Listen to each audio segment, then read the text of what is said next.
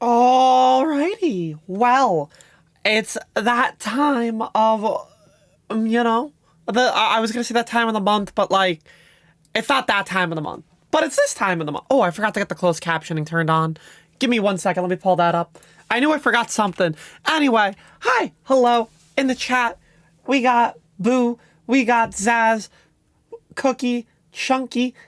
It gets better. And anybody else who might be here right now, I hope everyone is doing well. Thank you for being here over at twitch.tv/It Gets Better. For those of you that are new over here, this is It Gets Better is an LGBTQIA plus charity that, specializes in working with youth and queer youth specifically. And while on the Twitch stream, we typically are here, storytelling, talking about various topics and things like that. So today I thought, with TwitchCon being a little over a week away, that the fitting thing to talk about would be being able to, deal with anxiety and talking about, how to prepare yourself mentally for something like TwitchCon or meeting new people in general, because at the end of the day, a lot of people, because of the pandemic, haven't really been around as many people lately, especially in bigger group environments. So I thought this was a very fitting time. Shar, thank you for following It Gets Better. Boo, thank you for following It Gets Better. And Chunky, thank you for following It Gets Better. How are we all doing today? What are we up to? Chat, it has officially been 1 year that I have worked with It Gets Better. Isn't that wild? I've been working with the charity for a year now. This topic is funny because you were anxious for an interview that took less time than the amount of time you were anxious. Cookie, you would be surprised by the amount of times that kind of thing happens. Especially for, like, anticipation anxiety. That is, like, the worst thing for me. Anticipation anxiety of, like, something about to happen that you know is there, and you just want to start it. I will sit there for, like, an hour thinking about it, but when it happens, it's quick and painless most of the time. Think about, like, when we were kids. I'm sure a lot of us can relate to when we had to get our booster shots growing up, and how much of a, panic we were putting ourselves in for a 15-second shot. You know what I mean? Like, I feel like we've always been like this, where we have such anticipation anxiety and such fear for the thing that's going to take such a quick amount of time. And it's so fascinating to look back on. And it's going to come even more, obviously, with people trying to meet, their favorite content creators or a friend that they met online for the first time at TwitchCon. And so it's one of those things where now I've done 3 PAX Easts, 1 TwitchCon coming up to this next one here. So that'll be 5 conventions. I did a tournament that I got flown out for in Vegas. So I've had, at this point, my fair share of conventions or events that I've gone to. It's not, I'm not the most adverse traveler, but I have a little bit of experience. And so I want to talk about at least the things that I've learned from over my time of going to conventions that are helpful, while also being able to provide any sort of questions and answers for people. But so that's what we're going to be doing today. But on my personal stream, there's always something that I always start with, and I got to continue it here. So, for those of you that are in the chat right now, what have we eaten so far? What have we had for food? What are we up to today? I had some chicken parm around noonish, and then I ate a little bit more meatballs right before I went on, just so that I was, like, good until after. So, That's what I've eaten so far. And I'm content with it. A nice, easy meal. I almost ordered food, but there's so much food in the house. And I think that I really just wanted, like, to get a drink. And I almost used wanting a drink as an excuse to order an entire meal. You're making some pumpkin bread right now? Ooh, okay. You're a mom to a non-binary 10-year-old, and they're having a ton of anxiety over school. You started looking for any advice. So, Ellen, I think the best advice that I could give right now is understand, first of all, it's so sweet that you wanted to come in here and ask like a question. Hazel, thank you for following It Gets Better. I think it's really sweet that you were, trying to get the information because it shows that you're trying to be a supportive mother. I think school is a very tough thing, and it's not going to be the easiest thing always when it comes to the anxiety. I know that having the right support group is always good, and you're doing the right thing by being a supportive mother, giving them therapy.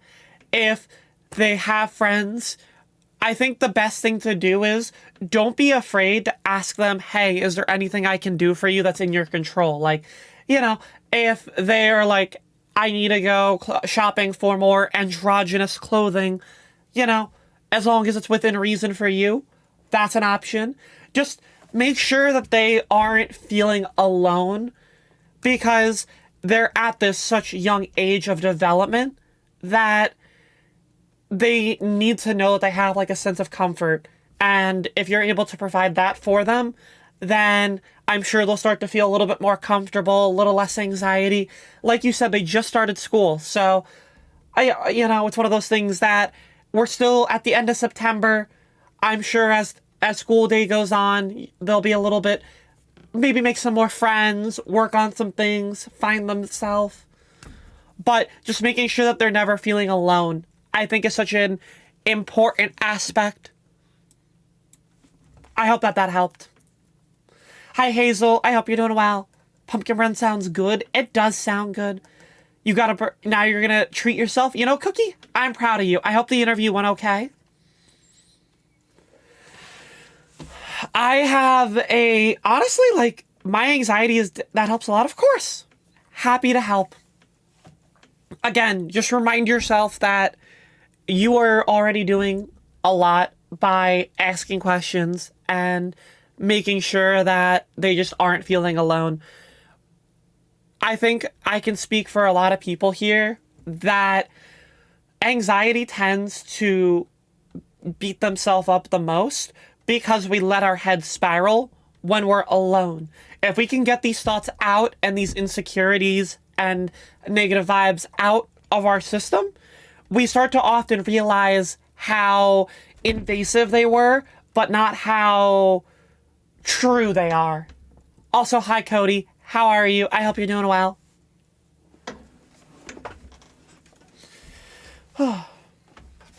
So I think, because even like me right now, with TwitchCon around the corner, I'm on a panel at TwitchCon, and I'm going to be talking about creating queer communities. I have anxiety about that. I have anticipation anxiety, especially because I have so many people that are going to it and want to support me, and I'm like, oh God, what if I'm barely on there? What if I, bore them? Like, all of these things start to run through, but you have to remind yourself that those are just the invasive thoughts, and they're more than likely not going to happen. They wanted to be there for me, and that much is always going to be the for sure. You know what I mean? And again, I think that's something we can all relate to.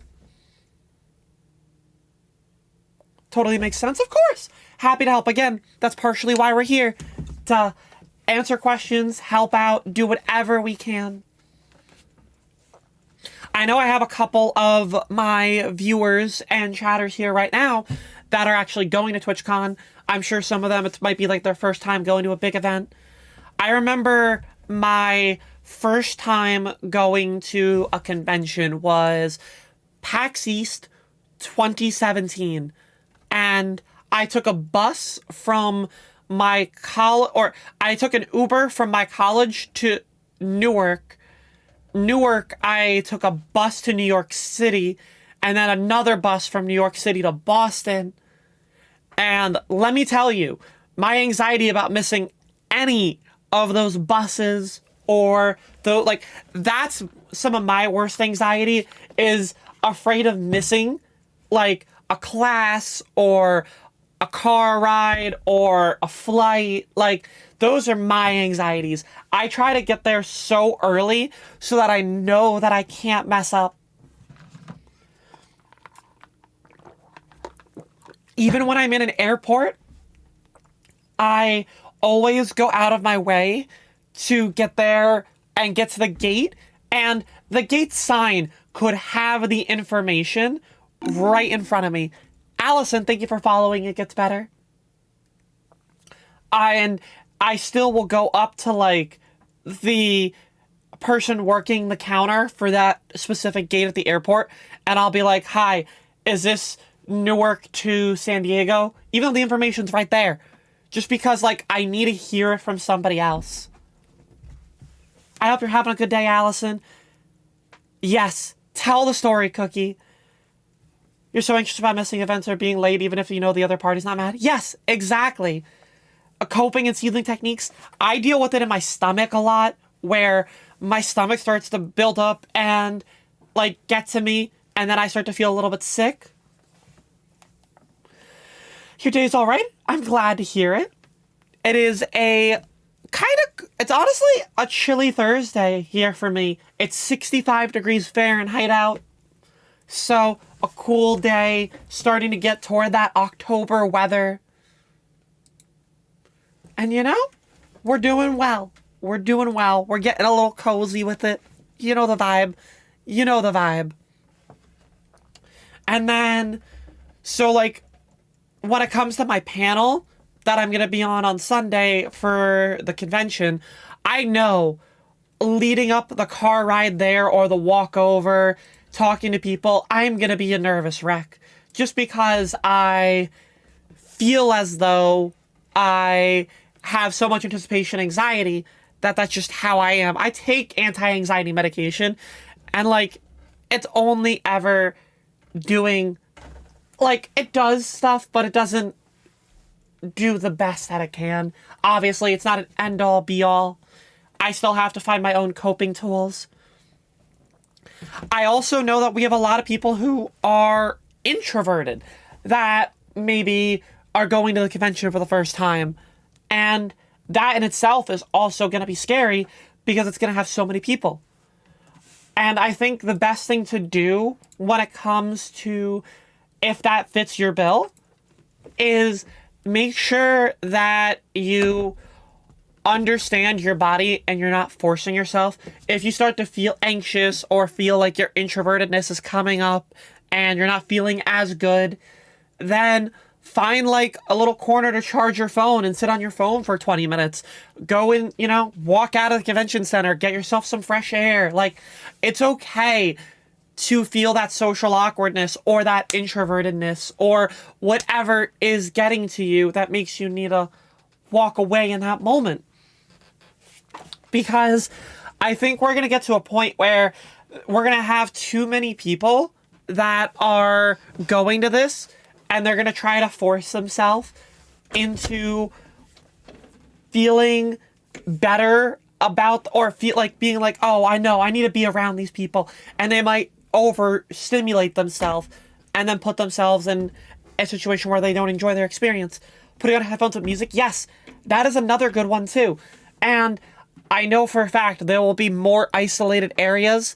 I know when I went in 2019, one of my favorite things that I did was it's not going to be there this year, but there was GDQ, which is Games Done Quick. They're a speedrunning thing. And they had a room that you could go into and they were doing speedrunning all weekend. Whenever I needed a break from people, I would walk into that room. There were like beanbag chairs along the wall of the room. I would sit on there. I'd plug my phone into a charger and I would just watch some speedrunning for like an hour until I felt refreshed and that I could go back out.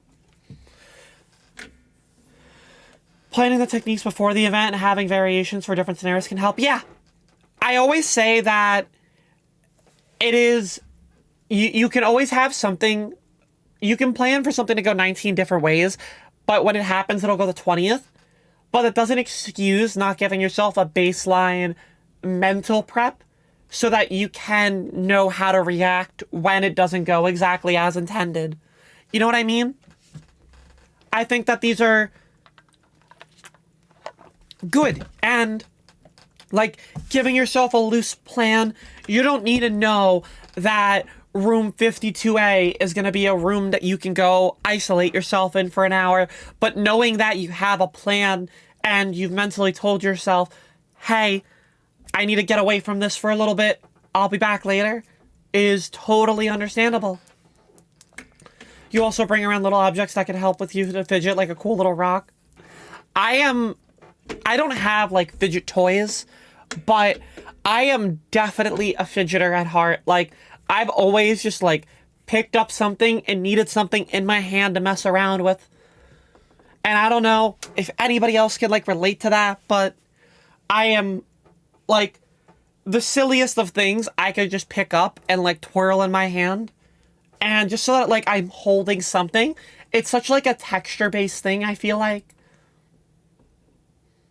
But again, there's so many like avenues you can go into. And I know that, you know, a lot of people are going to maybe meet a friend for the first time at TwitchCon. Some are probably going to meet their favorite streamer. I am having anxiety already over the idea that I have too many people that are going to want to meet me and not enough time to meet everybody. I actually made a tweet the other day where I just said, hey, for TwitchCon, I have a lot of people that I want to meet. I have also my smaller groups of friends that I'm going to be around a lot of the time. I will try to make time, especially at the con, to meet other people that are going. But please understand and do not take offense that if I don't see everybody. There's only 3 days for the convention. So, Thamir, let me tell you, I love my little setup with all the plushes. I don't sleep in there, though. I don't sleep in that bed. Or I won't say I don't sleep in the bed. I don't sleep with them. I'm going to break the illusion real quick. This is a green screen. But what you can tell in the green screen is that there were, like, laundry bins here. And that's where they all go. These are all mine, personally. But I didn't want to make my bed today. So when I don't want to make my bed, I have a picture of my bed made. So that way I can still provide the illusion that all the plushes are set up there. So it's not a lie. It's just, would you rather look at this or this?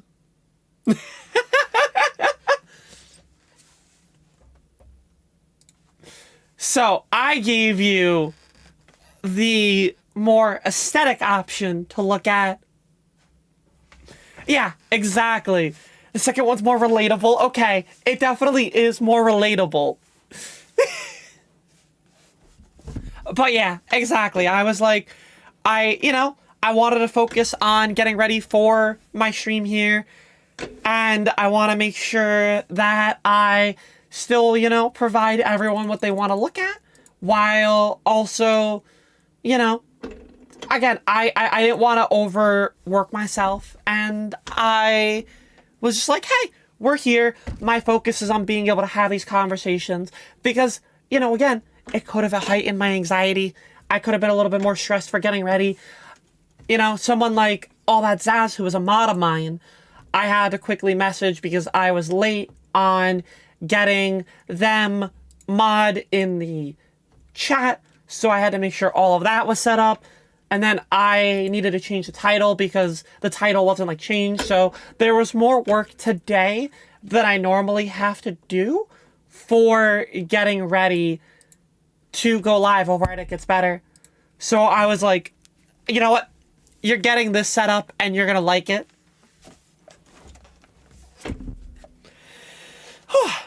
So I think what our plan is going to be here is we're going to be playing some Fall Guys, hanging out. Fall Guys is my comfort game. For those who watch my stream, they know that it is the main game that I have played for a while. And that is what I've kind of gotten known for. So we're going to do a little bit of Fall Guys while having our conversation here. There we are. Look at that. So we'll do a little hangout. Oh boy, Tiptoe Tournament. Another great limited time mode out from Fall Guys. Okay, but chat, there was one clip that I saw the other day, or not the other day, this was earlier, where if you ever get Tiptoe with the Roomba in this game, you can jump in the middle of the Roomba and like ride the Roomba to the finish line. And it was the silliest thing. Oh. You know, on the topic of like anxiety, I oftentimes have a lot of people who will come to me just about like Fall Guys, and they'll be like, I have so much anxiety in this final, how do you do this? Or this round causes me so much stress. Like, it's wild in the sense that we oftentimes, I think, how do I say this? It's wild that we have to experience anxiety within a game, even that we're trying to find joy on. We shouldn't be dealing with this stress, and I know a lot of us deal with like a performance anxiety, especially like content creators. Sometimes we do get a little chat. I'm on the India Middle East server still. For those who don't know, I was doing community games the other day, and I am still on the India Middle East server. I never changed it. So, we got... You just like the challenge? Yeah, I just like the challenge. What can I say? Don't mind me. Just gonna hang out. Maybe we'll just have, like, you know, an easier time. Oh, never mind. No easier times allowed. I wanted to take the pipe there. I've never used the pipe here. I've used the pipe now. Look at me go. You forgot to change it as well? Well, now's your reminder for anybody who was playing with me yesterday. Change your server. Ooh, oh no! You know, I think it's safe to say we're gonna go change our server real quick. Let's see if I can still make it. I think I'll be fine.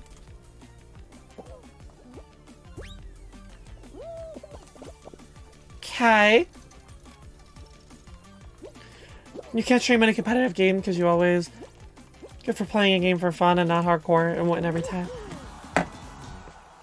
So, I think, Thomir, I think that those people that are critiquing you to play a game for fun, that's when, if there's somebody who is in your chat, you just gotta get rid of them right off the bat.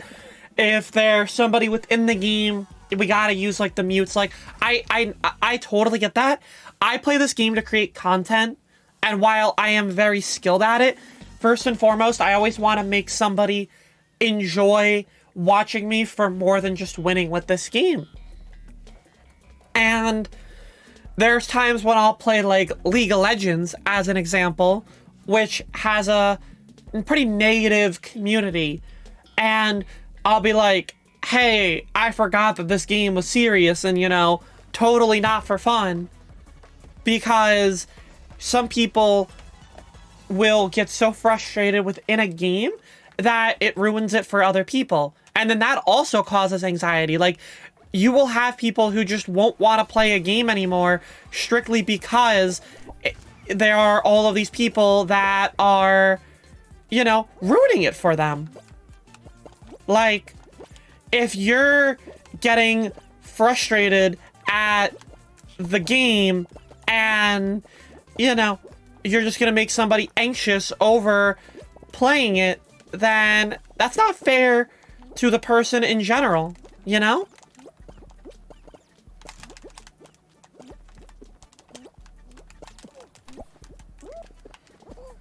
Like, you deserve it to be better for yourself, and you deserve to actually enjoy yourself. I really like this variant, I'm not gonna lie. I think a lot of people, I don't know how long you've been streaming, but I think that a lot of people don't want to ban early on when they're creating content because they don't want to get rid of a potential new viewer, even if it means harming you mentally.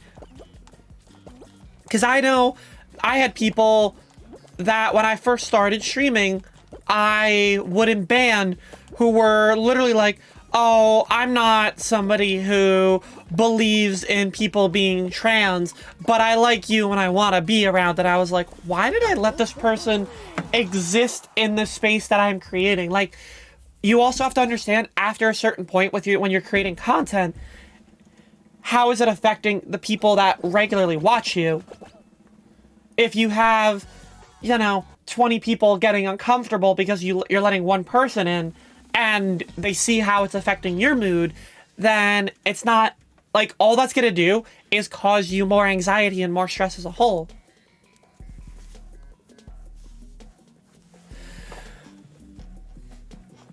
And I know it's an easier said than done thing to be able to try to do that, because obviously it takes time. It's not the easiest thing to allow yourself to get to that point. I've been creating content for 5 years now, and throughout that, I've definitely had to grow a lot in order to get to the point.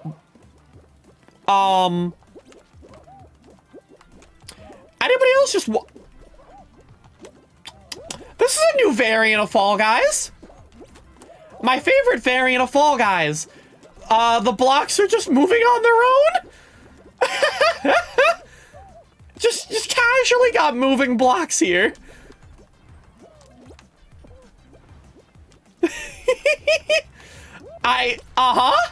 Yeah, okay.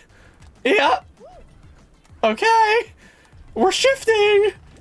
Where are we going next?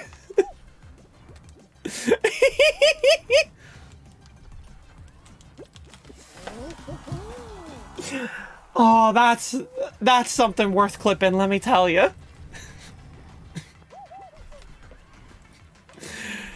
Oh. Just the blocks casually shifting over. Oh, they're still moving. They're still moving. Back and forth and back and forth. Cry once had randomly move itself. I haven't seen blocks get this crazy since, like, they first came out. You're new streaming, but at the same time, not new, you just stream rarely. You've quit a few times, not a few months ago because of the hate raids. You don't mind streaming for no one, but you do mind streaming for bullies. I was never afraid to ban. Yeah, and I think that the hate raid stuff was such, like, a terrible thing. I experienced it. It's still something that you deal with. I think, to my rationale, and this isn't to invalidate your feelings at all in the slightest, I've had the mentality that if I stop streaming because of those hate raids, all that I'm doing is letting them win, and the best thing to do is unapologetically be yourself in front of, you know, everybody. It's one of those things where I will be myself, I will be transparent, and I will constantly allow myself to exist in this space that I want to create. And if it means, you know, getting some transphobic people upset, then, hey, they aren't somebody who I want in my space in the first place. Your first international flight was when you were 17 and you were flying alone. The flight ended up getting delayed to the next day. Oh my god. I can only imagine the stress there. I went to Seattle back in June, and my flight got delayed 24 hours, and I had to rebook it and try to make sure that I could get a ride home. It was a very rough environment there. Yeah, exactly, Thomir. As much as it attracts a bunch of negativity, the last thing I want to do is not do that, because I want people to be able to find people that are like them to know that they have a place on this platform. Part of why I want to grow and stream is literally to be a creator that is, you know, exciting for people to be around.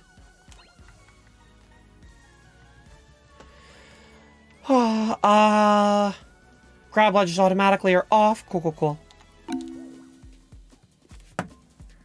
M? Oh my god. Hi, M. Hope you're having a good day. My name is Baeginning. My pronouns are she, her. I know the command might not be working right now. I know the bot was looking a little funky. Twitch is having a bunch of issues over the past 48 hours. So, we're just hoping that... We're just glad that we're live and it's working. How we doing? I hope you're doing well. You found me, I think? You found me. I can confirm.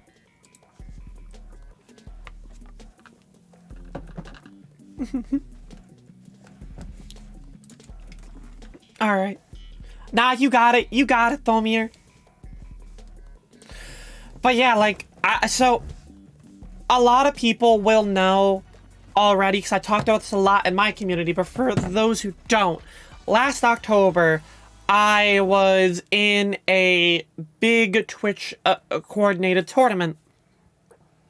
And in that tournament, I was the only pro in there.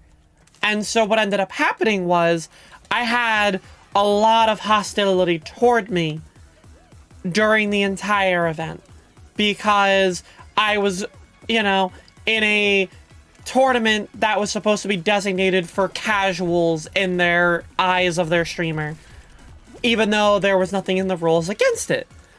And can we get some love in the chat for Lurea? Yeah, it was, and like, I got to the point where I was getting reported live, like, while during the tournament, because people were not wanting me in this event. And was I anxious during the event? Yes. Did I have to put in the precautions for myself so that I wasn't putting my community in harm? Because, like, I personally don't mind in the sense of, if people are gonna try to, you know, cause me issues, fine, whatever. I can take it. But if it bothers my community, that's when my issues occur.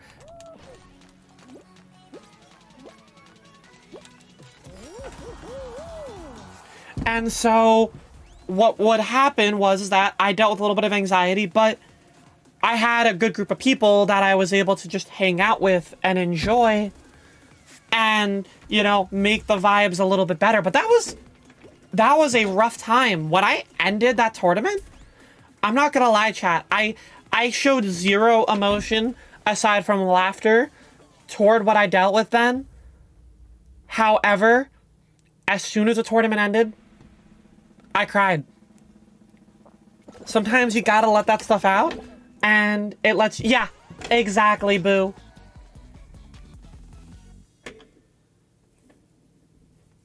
Is it, TG? How do I pronounce your name? TG Ridia? Tigridia? Welcome in. I hope you're having a good day.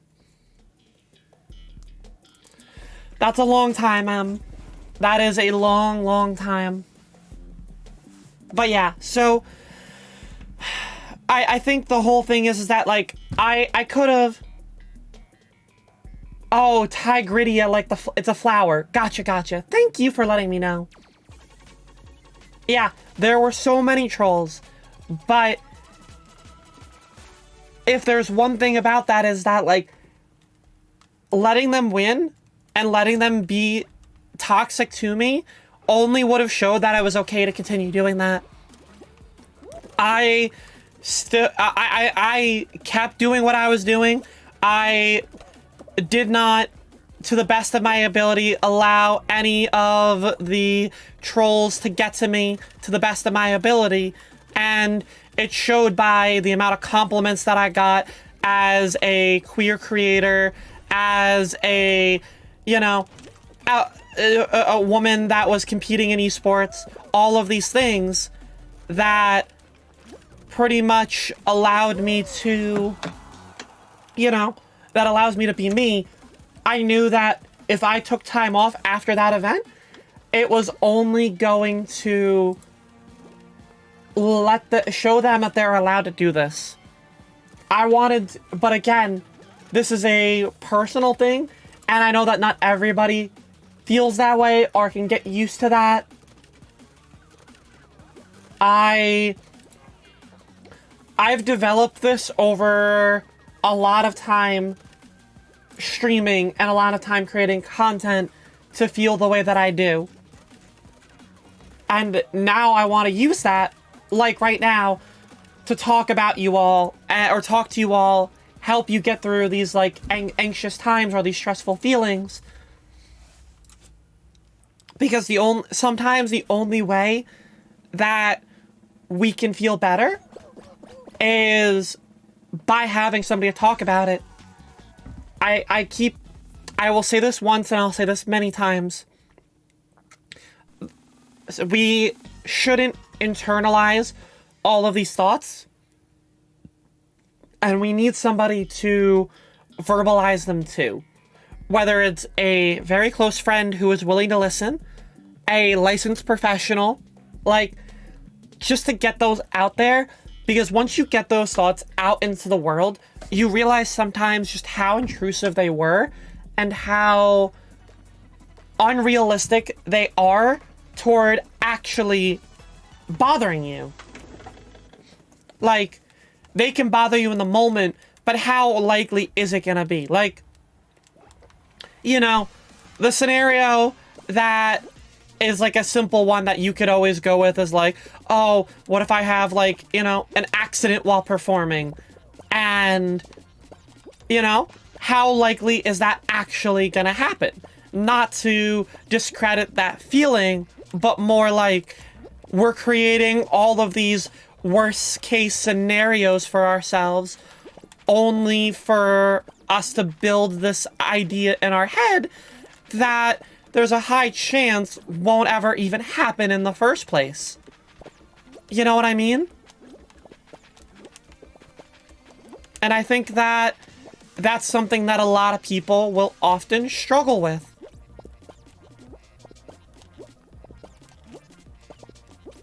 Just gonna keep jumping, just keep jumping. Just keep jumping, just keep jumping. Okay. Couple more people are down. Ooh, I almost got hit by that bar. Another person landed on my tile. Okay. Alright, we're living, we're living. Alright, to finish Cookie's story. She went to the counter to ask them if I could get moved to a different flight. One was to Toronto, that would be overnight, and they couldn't offer you compensation or a hotel since you were a minor. Which, why would you not provide a place for minors? Yeah, literally. Why would you not? You opted to stay with family for a family friend in the city since they were like, it's an hour drive from the airport.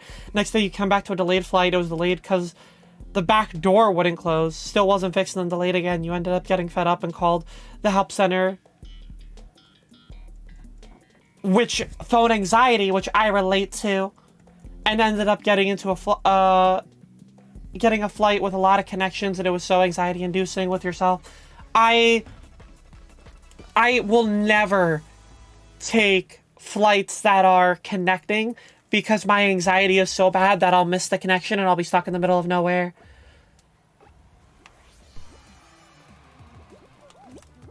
Yeah, Ken's. I think that's a great, like, mechanism to give yourself.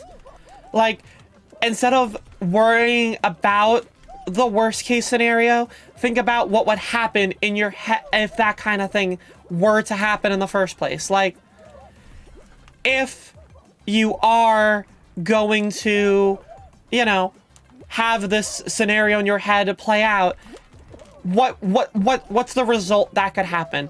Is it something that's really going to be that bad, or is it something that you could cope with? And I think that that's something that oftentimes we only let the first part get to us, and we don't let the second part. Also, on that topic about phone calls, yeah, I still have phone call anxiety. Trust me, I will decline 99% of phone calls because I just don't want to pick up the phone, and I'd rather them leave a message and then I get back to them after. I hate initiating the phone call because I am so afraid of the idea that I will I'll misdial and I'll call the wrong number, and that embarrassment is what stops me. But like Ken's therapist said, you know, what if I misdial? What if I do that? Well, nothing bad will really happen. It's just, an embarrassing moment, and that person's probably not going to remember it 10 minutes later, but you're going to make it worse for yourself by thinking about it longer. I mean, to Gridia, here's what I have a mentality when it comes to things that are cheesy or cliche. They're cliche for a reason, you know? Also, sorry, I spilled a little bit of water on my desk, so I'm trying to clean it.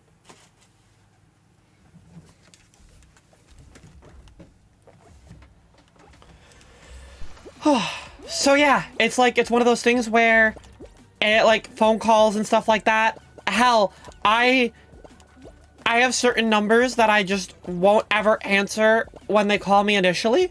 Or, like, the worst thing you can do for my anxiety, and let me know if anybody else agrees with this, it's you hit me with a simple, hey, can we talk? Or, can we talk later? With no other context. I'm like, lay it all out in front of me, please. I don't want to know. Like, I want to know why you want to talk to me. Don't sit there and just be like, hey, can we talk?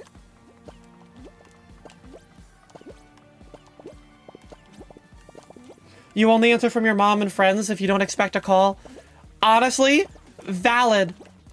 Honestly, my phone number is rarely given out to people in general, because I use Discord for a lot of my talking overall.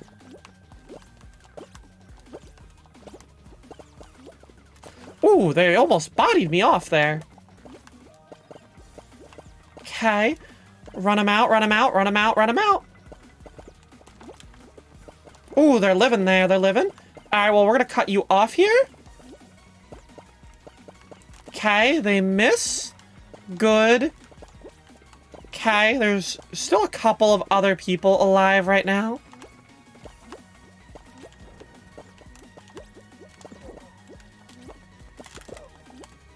And I win.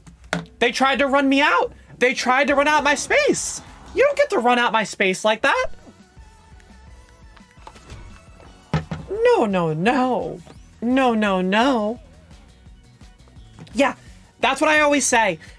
Especially to, like, my grandmother, who will answer every single phone call. I'm like, Grandma, if it's important, they'll leave a message. If it's not important, then don't worry about it. because it's true. Like, sometimes we just feel like we have to answer every time. You'll Google a phone number while it's still calling you. I Google a phone number after it calls me. Not during, but I definitely have Googled the phone number after it made a call on me. Yeah, I have paid up to like $100 extra at times just so that I don't have to take a layover. Also, Jade, welcome in. I hope you're doing well. I remember I think this is why I have anxiety with phones. And I know this isn't a phone-related issue, but I remember one time I was at an arcade and my family was in the arcade, but I was bouncing around different machines. I went up to somebody who I thought was my dad and I like tapped him on the back. He turned around and I realized it wasn't my dad, panicked and ran away. And I think ever since then, I've had this fear of making that mistake of calling the wrong number or, you know, making that mistake and getting the wrong person because of that, like, experience. I was maybe 7 at the time. Telemarketer tater, she's too. Oh, yeah. 100%.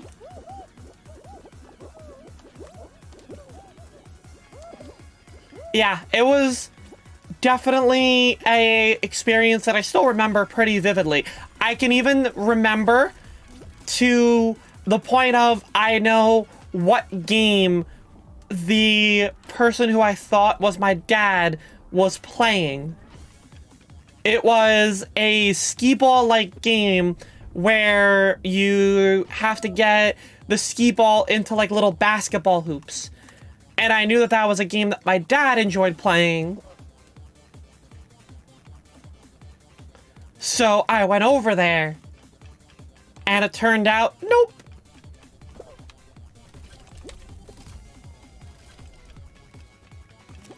You did that and put your in another... Oh my god, Hazel. You used to hold on to your dad's pockets as a kid. Okay, but that's kind of cute, Hazel, that you used to put your hand in your dad's pocket growing up. Wow. There is nobody close to me on that finish line. That was swift, let me tell you.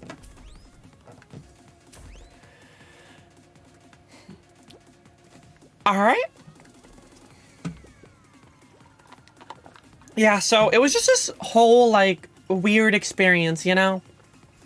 And so, phone calls are such a... I will... Spoilers into how my mind works. I would rather a friend call the Uber and me send them money than me call for the Uber. Because I don't want to mess up putting in the address or, you know, that kind of thing. And so I'd rather put that on my friend for that situation to happen. And I know that that's, like, bad that I use that as, like, an excuse not to. But when it comes to traveling, I'm always looking for, like, to tag along with somebody for that exact reason. So I don't have to call on my own.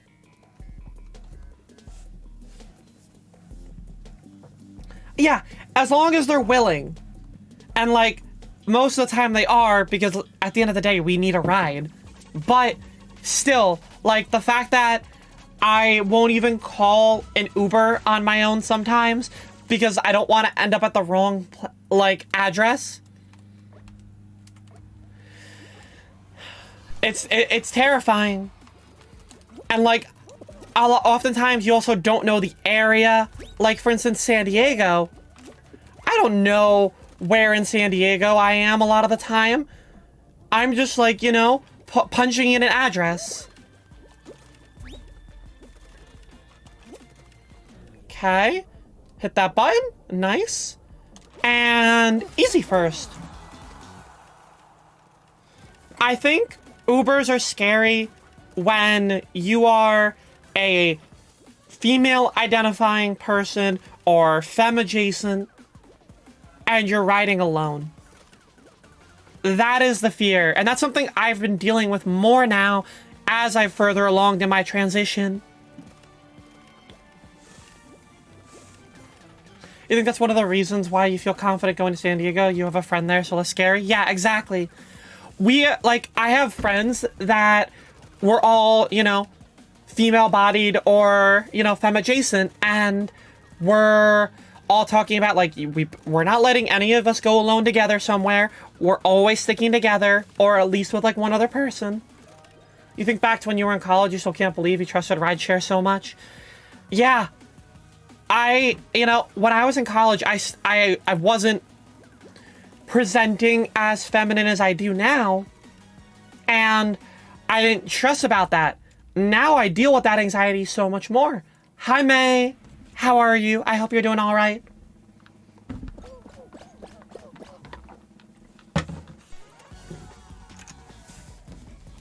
And that's why I always will be talking about that, ways to, keep yourself safe when you're at the convention. Because I think it's important for us to, have that sense of safety right now. Especially because it will, ease us with anxiety. Knowing that we're not alone. Trust me when I say that there are probably friends that you have that will be comfortable with, letting you be a buddy system. When I went to Vegas last October... Lava, thank you for following. It gets better. When I was in Vegas last October for a tournament, I had two people who kind of followed me around as if I was their big sister during the tournament, because they were comfortable with me and they saw that I was more comfortable from traveling and such. So I was like, yeah, don't be afraid to stick with me. I'll make sure that you all get from point A to point B. I might dip away at some point to do something you don't want to do, but for other things, yeah, I'm perfectly fine with making sure that everybody's feeling comfy. Because, again, I know I've been in those situations where I felt relatively stuck or unsure what was going on. And so the best thing for me was to make sure that I had somebody to help me with my direction. Hi, Lava. How are you? I hope you're doing well.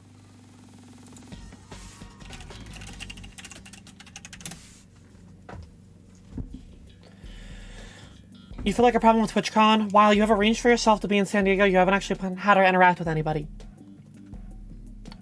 Let me tell you, you are not the only one who is doing that, and you certainly will not be the last one to be in that same situation, I know for instance, I know Fi-Fi, or aka Fire Dragon, who's a friend of mine. Autumn, hello, how are you doing? I hope you're doing well. I have, his wife was all like, hey, I'm probably going to be very awkward when going, and they're not going anymore. But, it's one of those things where, yeah, that's totally understandable. And there are, at the end of the day, a lot of content creators are awkward and probably a little unsure about certain things. And, we're all trying to feel out the environment together. I think that it's hard to plan out that in the moment, I was talking about earlier, but give yourself some sort of idea, You feel like so it's only a wasted opportunity if you regret it. Also, you're going to have a badge at the convention that has your Twitch name on it. So, if somebody recognizes you based off your Twitch name, then that right there is kind of like an icebreaker. You know what I mean? You haven't gotten a convention ticket yet, technically? Okay. You know, fair. They are expensive. But also, do not feel like you have to go to the convention at all. Like, you can just enjoy San Diego. I know people who aren't going to the convention at all.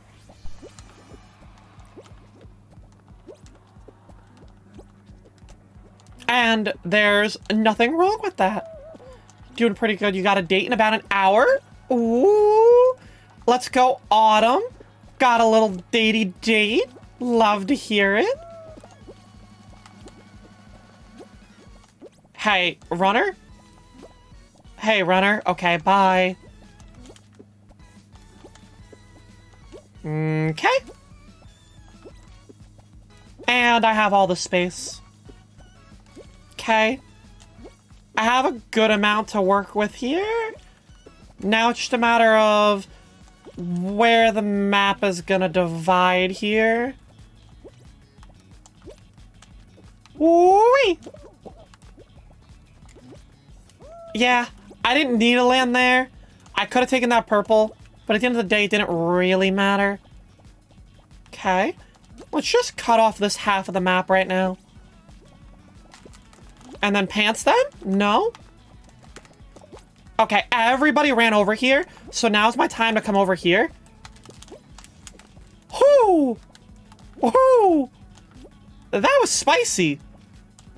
That was a spicy grab there.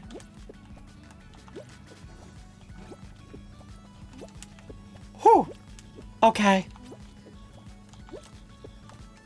Let's save our space here. I don't think I can make that jump without circling back right now. So I'm leaving this middle part as an option. It might get me out, we'll see. You're the type of person who will go alone to a concert and meet people there. I wish that I could do that. Chat, I want to know, are you the kind of person who will go to a restaurant alone? Because I have only done that one time, aside from, like, going to McDonald's alone. Like, I went to a diner one time when I was in college, and it was a nice experience to do that alone, not gonna lie. But I am not somebody who's used to doing that. And I want to have that ability to feel like I can. Everybody's gonna land over here. I think the move is land here and cut. Okay.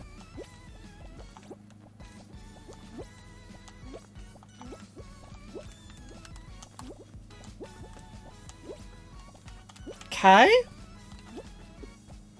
I don't know if this will be enough space. I win. One tile left. Woo!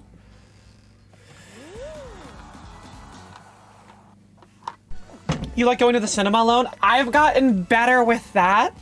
I've definitely gotten better with going to the movies alone.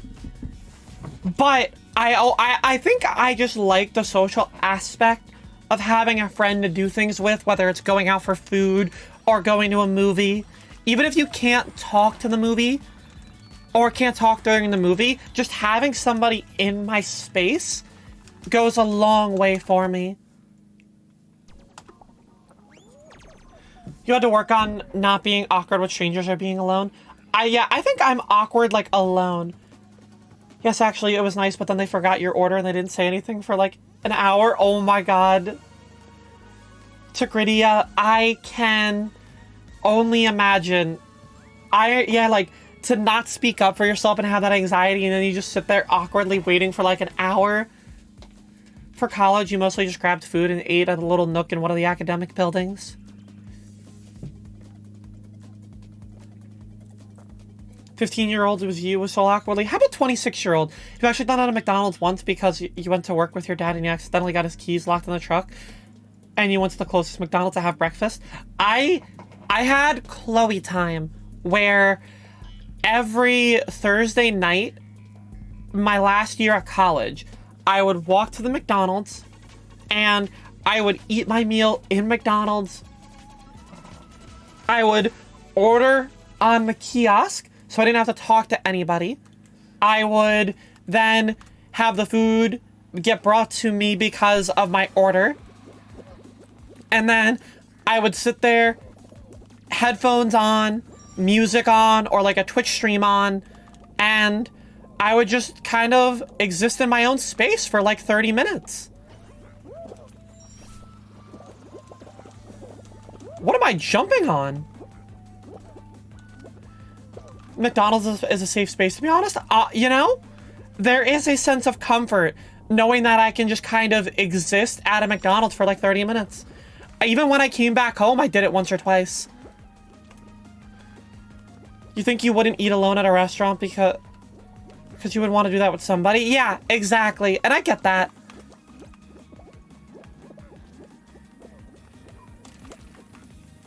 Okay. I'm trying out the cool strats. I want to be a cool kid here. How do I grab it? How do I grab it? Is it like here? Is it here? I don't know how to grab it. I wanted to be a cool kid.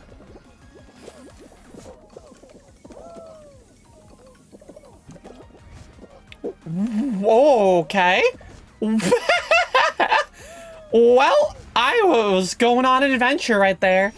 Starbucks is another good one, but I don't have a Starbucks in walking distance to do that at. Oh, well, this is getting awkward. We're in. Okay, yeah, you can eat at food places alone, but actual restaurants, yeah, that's what I'm saying. Like, a fast food establishment, I'm probably okay with.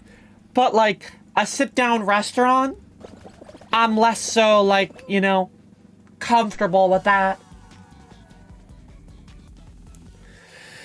And I want that because, like, we all need personal time. And sometimes that personal time is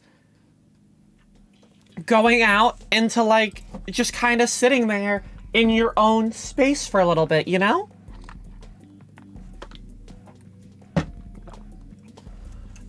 I believe that Starbucks is like that because I feel like a lot of coffee shops are like that. You know? Like, I feel like that's the coffee shop vibe. You kind of vibe with either YouTube or listening to music while you have a chai latte. Yeah, that's what I'm saying. Like, I would do the same thing pretty much with McDonald's, except instead of, like, music or YouTube, it was like a Twitch stream. Actually, when you first started going to therapy a few years ago, one of your assignments was to go to a Starbucks alone and just sit there for as long as you were comfortable with. That was nice. You should have continued that.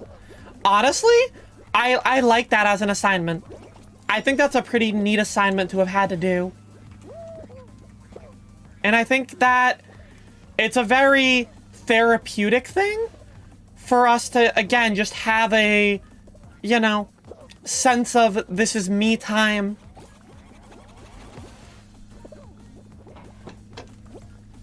Not everybody has that. Cafes are an exception for the dining alone rule. I think a lot of us feel like that. A chai latte would be yummy right now.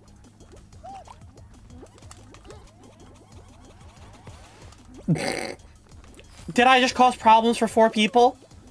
Yes, I did. Do they probably not qualify now because of that? Also, yes.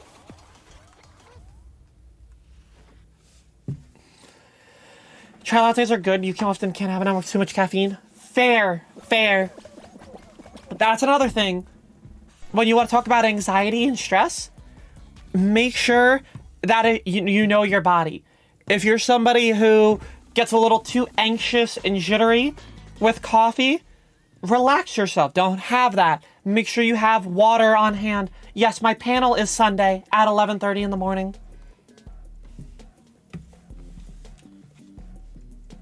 I will say, Zaz, Cody will be there.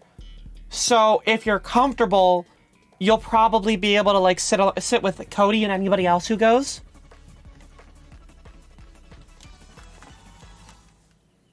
I have a lot of friends going, but I figured Cody was probably like a safe one for you.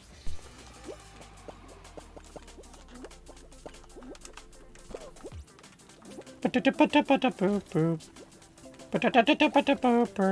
gonna cause problems for people on purpose here.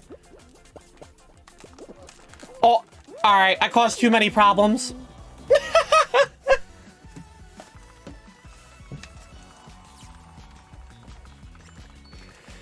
Last time you had coffee, your heartbeat went up to 120, beats for never again because anxious friends. Exactly, Tigridia. Like, you know your body, and you know that it's not the best for you, and no need to overdo yourself.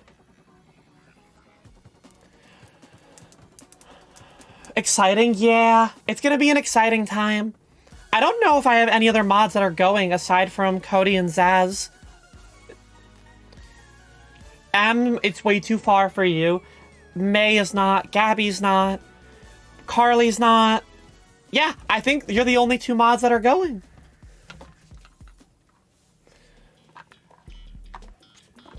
You wish you could meet streamers and friends. Cookie, one day. What is my panel going to be about? I am on a panel talking about creating queer communities on Twitch.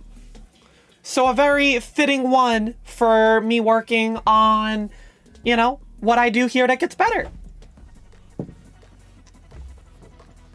I'm very excited. It's my first time ever being on something like this.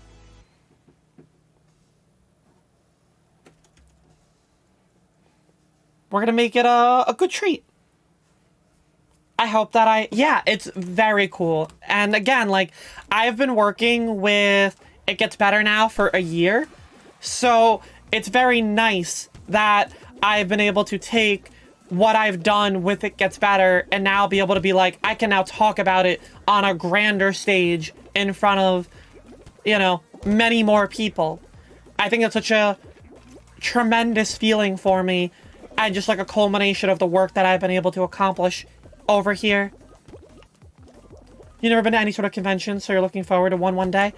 And again, like, I know that these conventions are very, like, expensive, which puts a financial burden on somebody's head. And then, you know, there's obviously, again, the meeting people. That's why we're talking about it today. Because for a lot of people, like, the last in-person TwitchCon in America was 2019. So, it's been 3 years since any Twitch-coordinated event happened in person. That is through a pandemic, through a lot of people, you know, developing. A lot of people might not know how to be or react personality-wise because they've only known people for years through you sending a chat message and talking to your streamer instead of a face-to-face conversation. And again, it's understandable to have a little bit of anxiety about that. But again, my rationale is this. While we all like to make content, let's think about how most of us probably came onto Twitch and content creation because we were probably awkward in real life and we just wanted to do some cool things by playing games. Or if you're a just chatting creator, maybe you just wanted somebody to listen to, you know?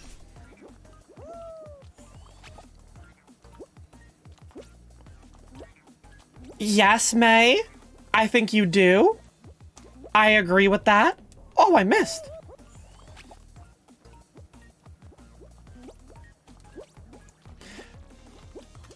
Yeah, spoilers. May is not actually American. I know. It took me a while to figure that out, too.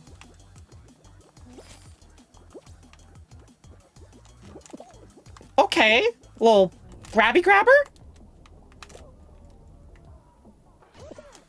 You're on the list?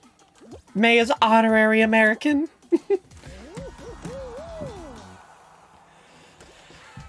Yeah, we have our Canadian mod, we have a UK mod, we have our Swiss mod, we have our Mexican mod, And then, you know, my mod team personally is diverse.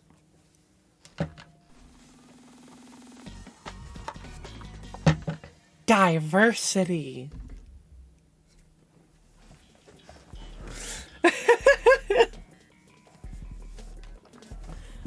Conventions are fun. You went to a big anime convention here. That's one of my goals to get to eventually, is I want to do like a Comic-Con and cosplay as like an anime character. Italian too. This is also true. Add you can have a Canadian. This is also true. Maybe one day beep beep. Just, Cookie, here's the plan.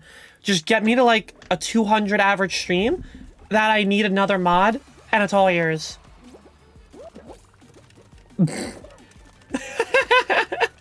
Simple enough, right? Simple enough?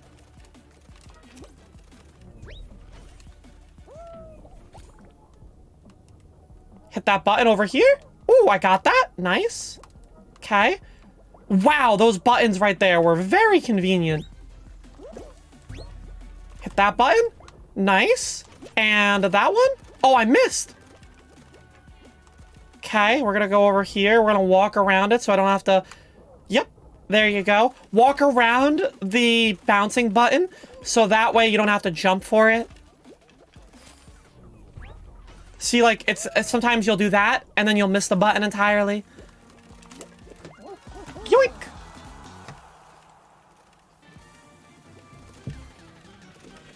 Meanwhile, you haven't even gotten VIP. Okay, okay. But, like, you're there every day, which is already a start. You cosplayed as Chloe Price and Max Caulfield, and they were good cosplays at your first convention. You forgot your Chloe wig. I feel like if I were to want to do a cosplay, I feel like it would probably be a Sailor Scout, which means also having to get the wig. But again, like, my anxiety also comes with, like, clothing. As a trans woman, I deal with, like, the constant anxiety of, like, being around people and then, like, judging me. It is a difficult thing for me as a whole.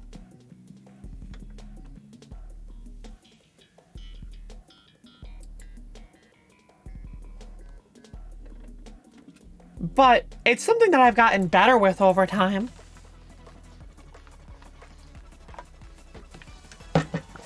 It's one of those things where I think the more that, and this might sound weird, but the more that I can turn my brain off, the better I tend to feel at times about being able to do things like clothes shopping or, you know, wear something in public that I've never worn before. And these are all things that yeah, don't try to jump on my tiles, please. And, you know, these are all things that I've worked on over time just by... Uh-huh. You coming back over here? Uh-huh. There you go. Yeah, sometimes you just gotta turn the brain off. Look, I still got a crown there, chat. I still got a crown there. Yeah, you gotta go at your own pace. But I think the difference is that, like, for me, sometimes my own pace is an excuse to be lazy, and I don't want that. I don't want to be lazier. I want to make sure that I'm going at my own pace, but I'm not using it as an excuse to do nothing. Do you know what I mean? Because also, you want to find, like, your comfort level. And I think that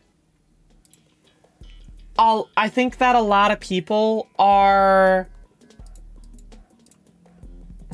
What's the word I'm looking for here? Kind of lost my train of thought. I feel like... You know, you talked about how you have friends who push you to do things not to huge up to. Yeah! And I know for me, one of the best things I have whenever I'm at a convention is I try to be around a group of women or, you know, femme adjacent. Because I know that a lot of them are going to be able to be a little bit more helping and understanding.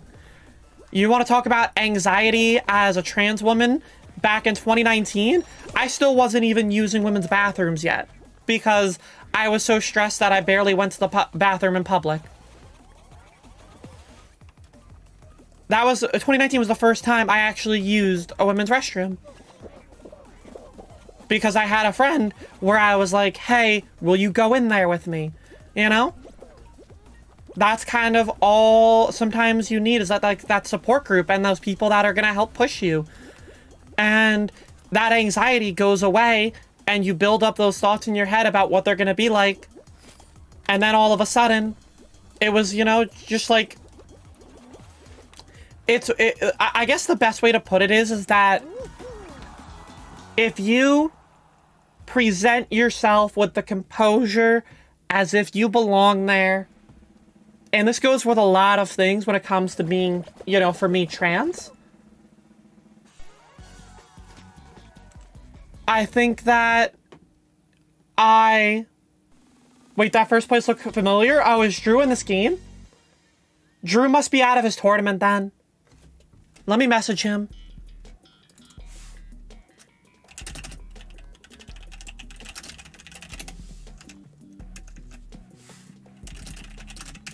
Alright, I messaged him real quick. You had anxiety going to the women's restroom. Was terrifying for you to do that? Yeah, I had a friend do it with me for the first couple, like, times that I went for that exact reason. And yeah, like, so it's why I'm, you know, trying to spend more time around other people that make me comfortable and that can help me through things that might understand a little bit more. Because, like, while I have some supportive guy friends, sometimes I just really want to be around other gals or MB pals. Why is Drew wearing Johnny Bravo? Okay, well, he grabbed me, I grabbed him back. Maybe he understands.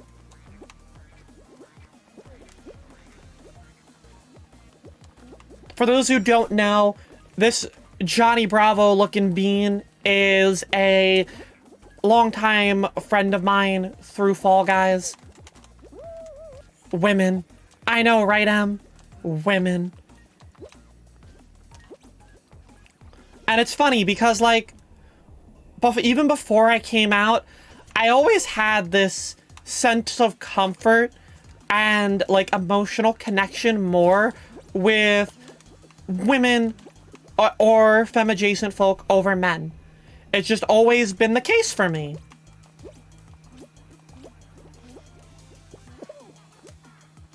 I think I'm not interrupting anything if he waited at the finish line for me. So yeah, it is one of those things where I feel like, yeah, you know, you are pretty neat. It's like, I know what makes me comfortable, and so I try to stick around the people that do that. For you, Zaz, as somebody who's going, it would make sense for you to stick around your friend more, and if they're not going to go to the convention, then I'm sure you could hang around like Cody. Or me, even when I'm not at my panel.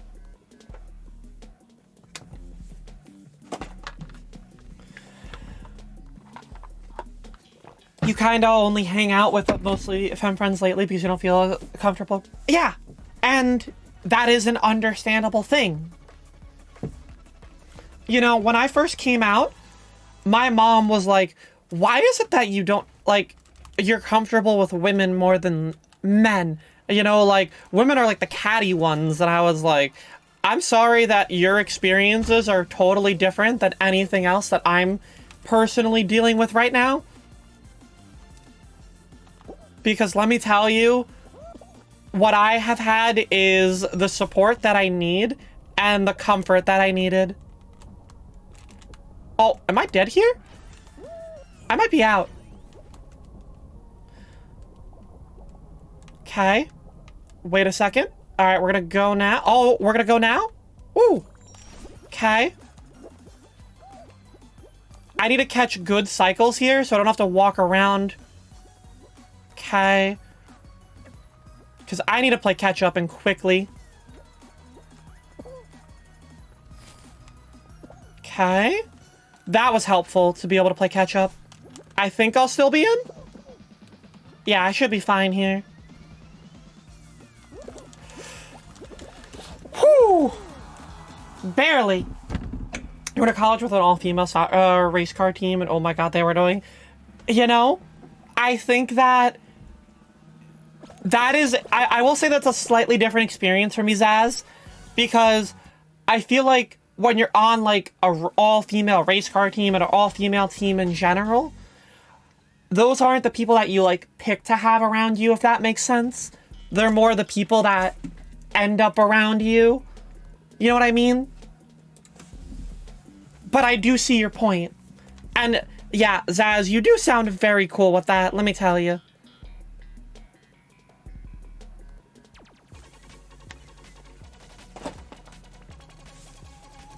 Alright. We got... Is Drew still in? Drew is still in. What is this sound? I think somebody's mowing the lawn. I apologize if you can hear a lawnmower going off right now.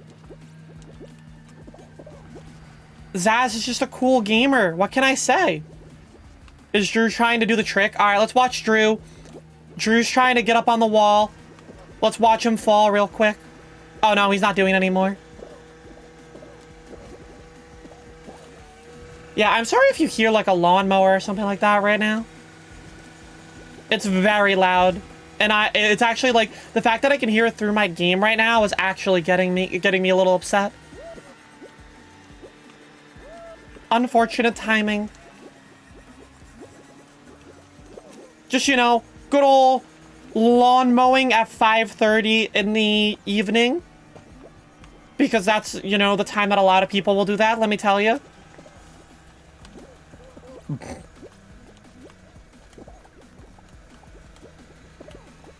Oh, race car sounds is so scary to you. Honestly, I feel like you gotta have a lot of, like, confidence to be able to do, like, race car driving and stuff like that, in my opinion. Like, I don't know. Like, I feel like if you're gonna be somebody who is going to try and, you know, like, do that kind of thing, like, that's an intense thing to do.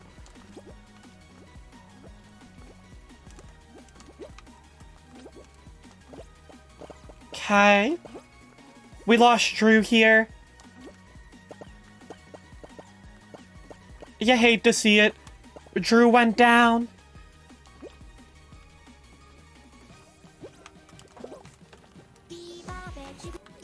The.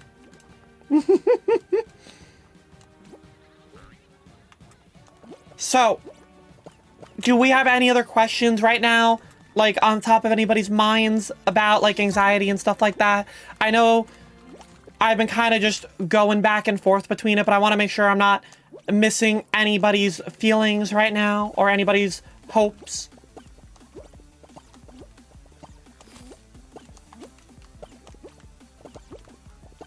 Okay.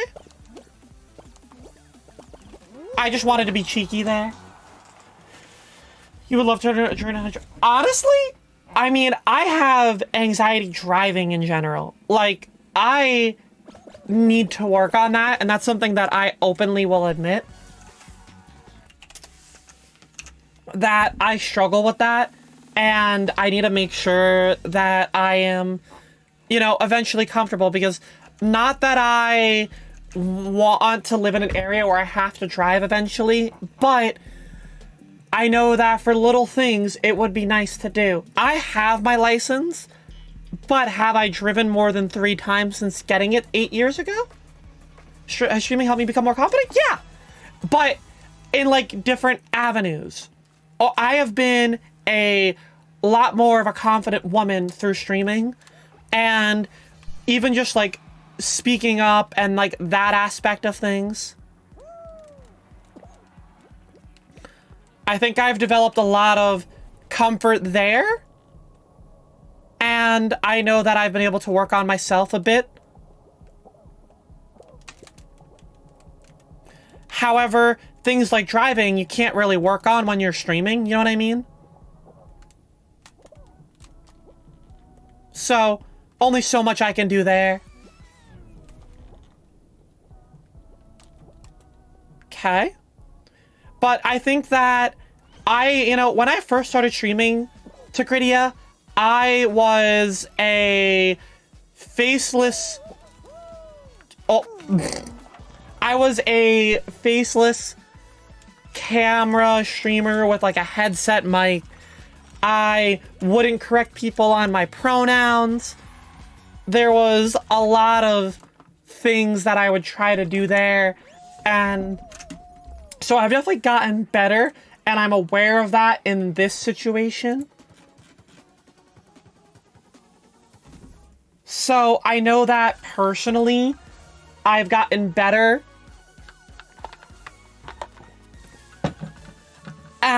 I believe you would be the one with, like, the undercut right over here on the side, and, like, the other side of your hair would be just long enough that, like, when you take your hair out of the helmet, you could, like, still do, like, the hair wave back. You don't like driving, but it's really nice to have the ability to go somewhere by yourself. And I get that. And I agree. But also, driving is spooky. Your dad tried teaching you how to drive, and the only thing you learned was how to park between the lines. I only practiced with my dad, driving with my dad one time, and he scared me, traumatized me. I've never wanted to drive with my dad ever since. The only reason you're gonna get your license is because it's good to have in case you want to drive an emergency. Yeah. Also, it's good for, within your country travel.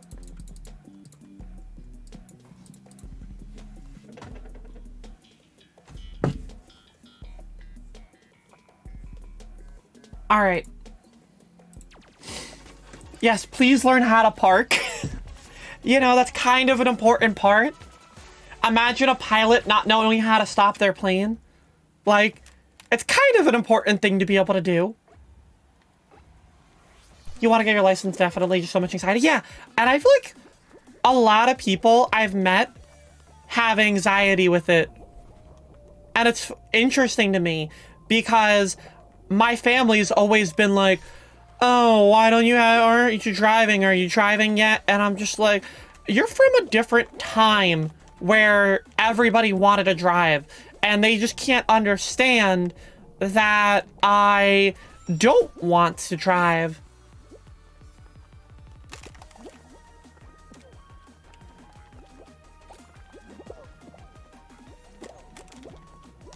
Okay, and up top. Okay, we're up top. Nice. Okay, let's try this again. What if I dive for it? No. That spot is too hard to get there. I don't know how to do it.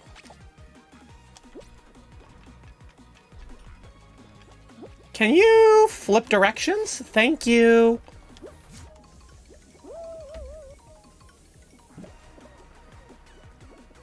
Up top? Beautiful. Okay. Run this area out so this person doesn't follow me. And we're in.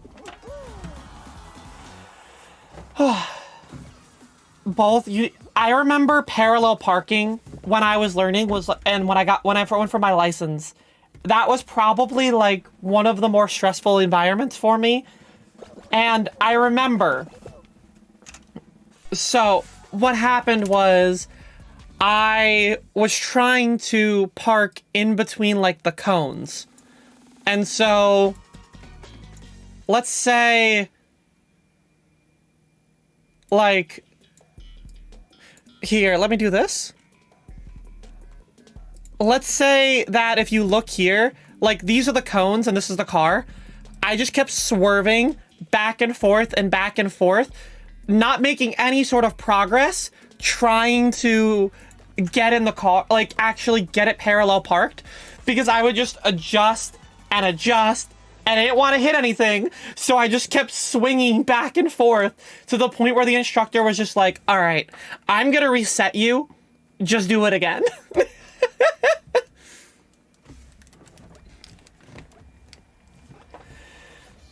Make sure you have a car that fits you. Yeah. Like, I tried to drive, my uncle had the mentality when he was trying to help me drive, where he was like, if you can drive a truck, you can drive anything. And, oh my god, did I have some of the most uncomfy vibes driving a truck. Like, just different, like, parts of life, you know? I don't have any comfort driving a truck. That was too big for, like, my spatial awareness.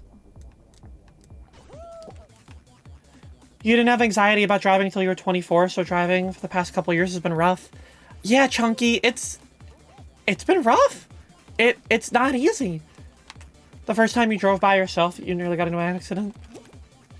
Yeah, that's the exact, like, you know, my anxiety is the anxiety that I could be doing everything right with my driving and something can still be out of my control.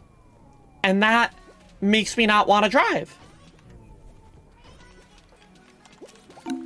Princess Jen, thank you for following It Gets Better. Welcome in. You reacted well, but you were mad? Understandably so.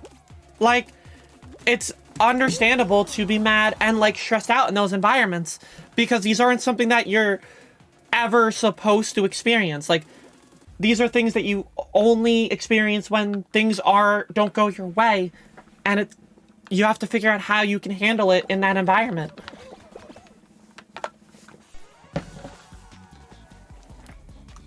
I think the one thing about people in general, and feel free to agree or disagree, but I feel like we as people will surprise ourselves with how well we can handle the situation that is being in front of us. And what we developed in our head is probably worse than anything that will happen. I don't know if I saw your message before. Your aunt let you drive on the back roads on a trip, ended up being a semi with a rebarb on it. So, oh, yeah, no, nope, Cookie. I want nothing to do with that. Nope.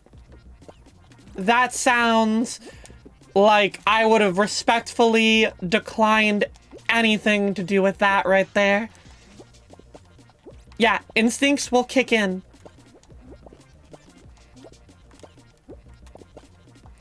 Anybody gonna come try to bother me? Any friendos want to come over to say hi? No? No friendos gonna jump onto my tiles? I wanted to make a friendo. Oh, there's my friendo. Uh-huh. You gonna come back over here? You gonna come back over? No. Sir Spock gave up on me? Damn, that's a shame.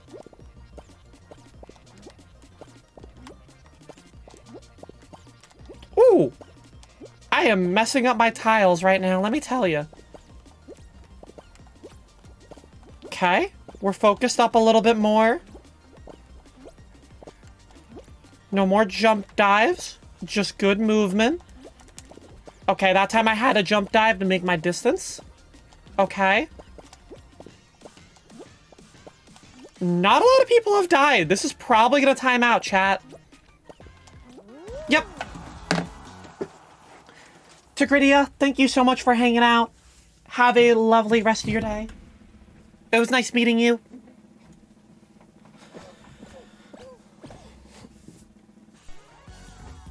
Yeah, I remember when my uncle took me into his truck, I drove up on the curb in the parking lot because I couldn't see where I was going. You need a tiny car, but can still take a hit car. There's too much. Yeah, no, I totally get that. So what you're describing is a mid-sized.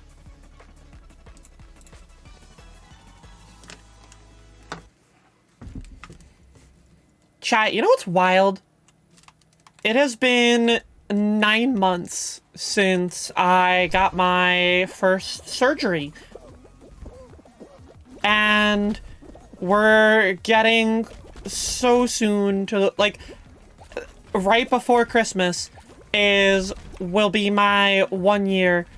And you want to talk about anxiety and the stress leading up to it? Yeah, December 20th was when I had my surgery.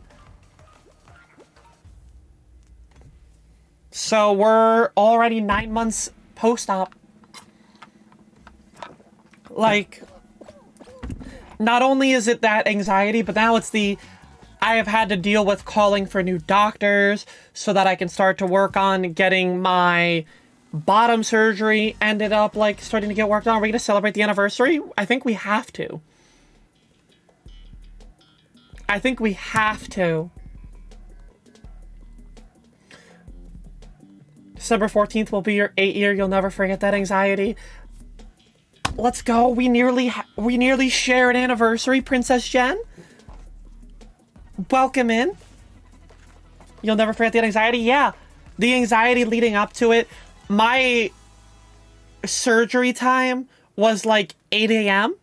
I had to get to the surgeon's office or like the hospital at like 6 a.m. It was wild. I'm trying this thing again. Okay, no, I can't do it. I'll try it a second go around. October 19th was your first day of estrogen? Oh my god. So you're almost at a little anniversary for yourself there. Let's go. You love to hear it. Nah, I can't.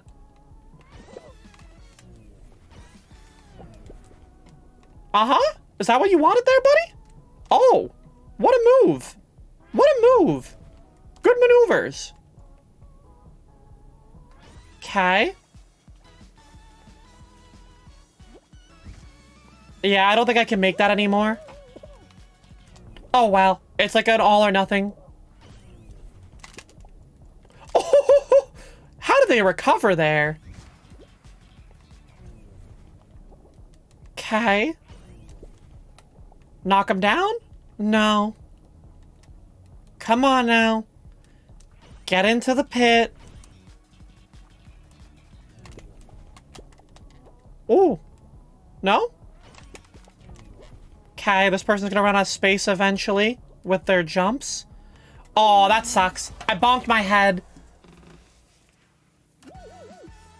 No, it was because it was the roller picked up speeds as, so the cycle for it was gonna be too further back for me to reach it.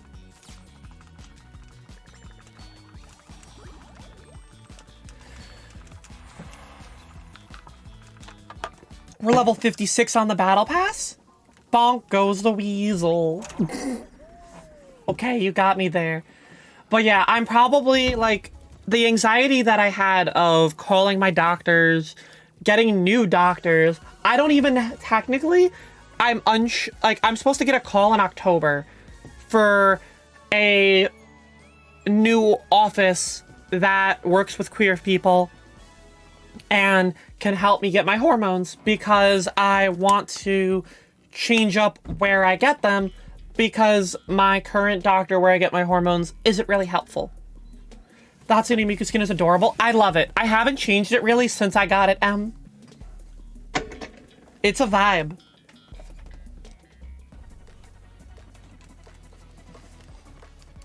So, yeah, it's like, that was such a stress, and then I was like beating myself up over the idea of, oh no, I haven't, you know, why did I wait this long? I should have done this sooner. I now understand. Oh, did I pick the right insurance? Like, all of these things started to run in my head, and all of it was like a stress because I was freaking myself out over all of those things going on.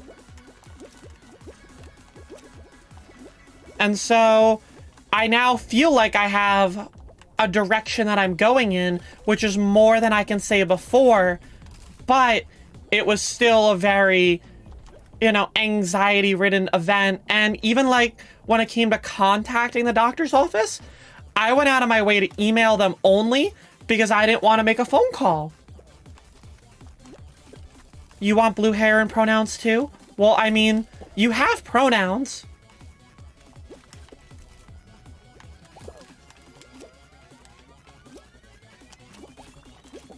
Wait. And let's go up here. Let's go hang out. Where can I... Let's hang out, like, up here. Eh. Eh. Get up on it? Get up on there, you little scamps. Oh, I almost went on the wall there.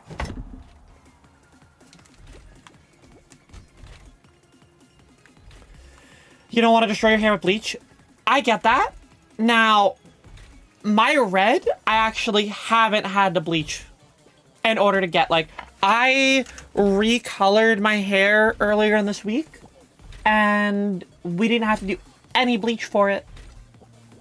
Just reapply, and damn, do I feel good about that? I love it. I love it.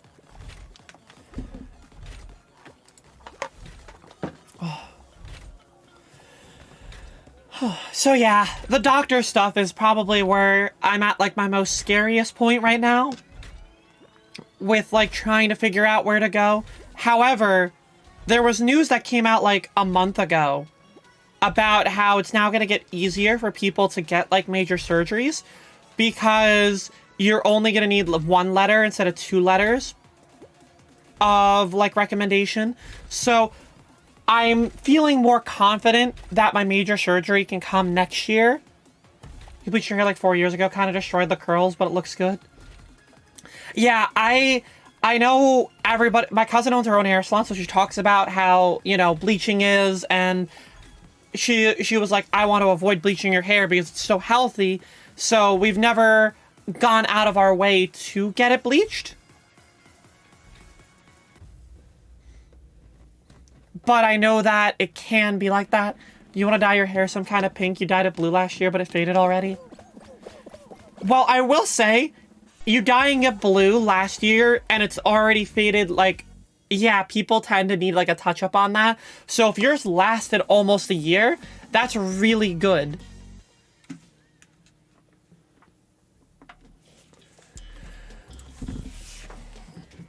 Yeah, honestly, my hair needs to be drier. Like, I have very oily complexion, and then it bleeds into my hair as well.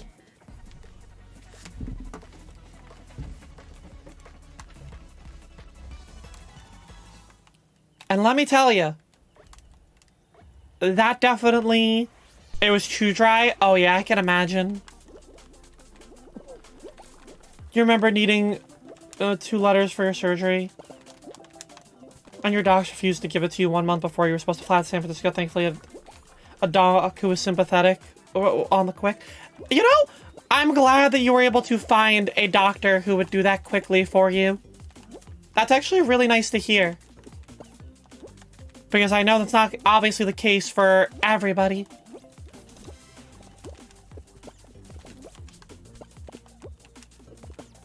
And yeah, that 2 letters is like my exact fear, Princess Shen. It's why I haven't done it yet. I don't really have a easy two doctors. I have a therapist, but I don't even have, like, a psychiatrist. So going to this new doctor, I'm hoping will open up all the avenues that I need to get to what I would consider the last major... I hit 2 tiles at once. The last, like, major things that I want to work on there. Because, like, at this point, my name change is pretty much taken care of. I went to re-up my passport last week. TSA pre-check, I am going to be doing on the 14th. After that, I think everything is taken care of. I have a new birth certificate. I have a new license. I have a new college diploma. Like, everything has been updated that I needed updated. I've done one surgery. So, at this point, all that I'm really looking at right now is what I would consider end goal, if that makes sense.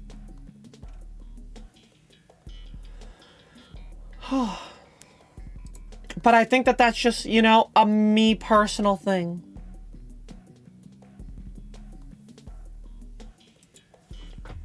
And I could be wrong, but yeah.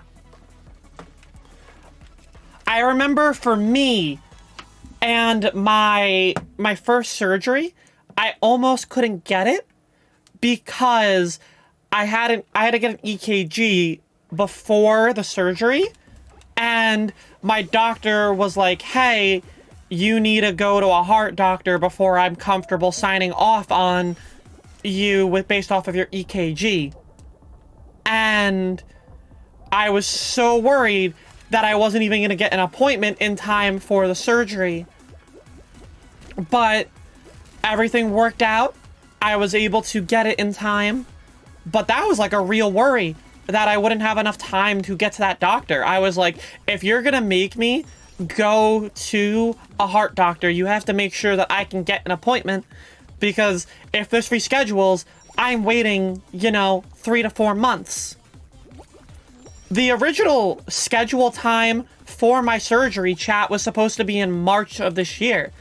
I got it 3 months early because they had an opening for me. I can't have imagined having waited 3 more months. There's somebody named Cookie Shack in here. Is Cookie in here? I'm turning my fan on, chat. Sorry, I needed my fan on. Yeah, May, you know, New Jersey isn't the best place, but I've gotten very lucky with the people that I've been able to get help from. Go get yourself some sleep. Take care. Cookie's vibing with Dawn, Brooke, and Blue. You got yourself a little bit of the girl squad going together, Cookie. I love that for you.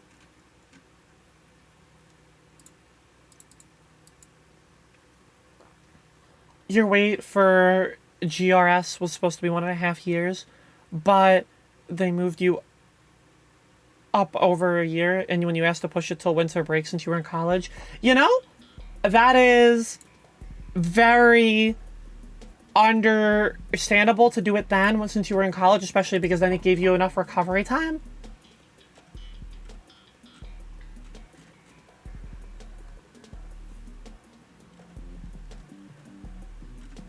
Personally, like, I get that. Sorry, I zoned out there. But yeah, it is one of those things where I think that, you know, it's the same reason why I did mine over a winter break. My mom is a teacher, and I wanted to make sure that I had people home to take care of me. Imagine if I did it when I was, like, when everybody was at school or teaching. Like, during the day, I would have been alone. And those first couple days were rough. Like, I won't lie, I was not a happy camper those first couple days post-op.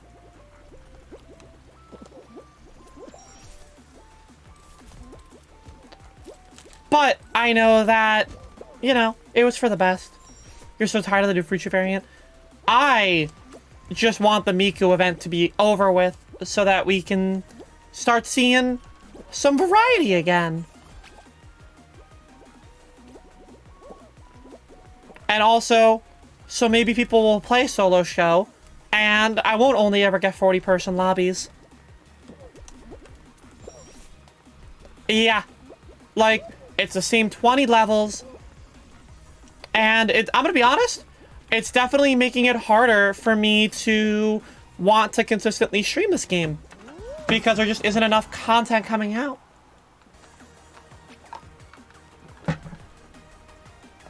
You know? Surgery recovery is hard, lots of pain, but you're glad you had your brother and your best friends. Binge watched a lot of MTV over the 2 weeks. I was watching a lot of TV. I apologize in advance. I was watching a lot of movies and some of my comfort movies growing up because I was just like, you know, that'll take care of it.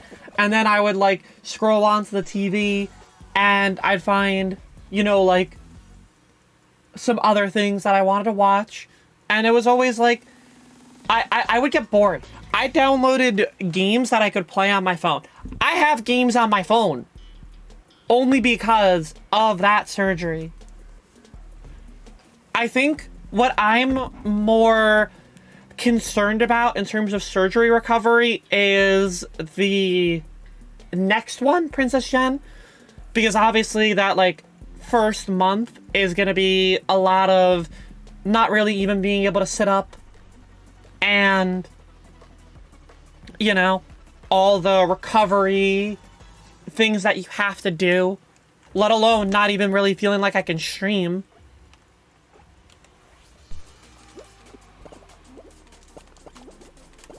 Oh, did I cut him off? Okay. This area belongs to me now? You coming over into my space, Shovel Knight? That's what I thought. Okay. Hey, Shovel Knight. What you doing over here, buddy? Uh-huh. Yeah. Get him out. Okay. Uh-huh. Oh. Oh, dang. I got knocked there. Sitting up and walking is really hard for the first 3 to 4 weeks, but by 6 weeks you were dunking basketballs at the gym. Hell yeah. Yeah, so that first month I was like, that's the other thing is that I know that that means I'm not creating content for a month, which that gives me a little bit of stress that whenever I get it, I'll be like, and while I'm so thankful for why I won't be doing it, but yeah, that first 3 to 4 weeks I know is going to be a physically exhausting and like mentally exhausting time.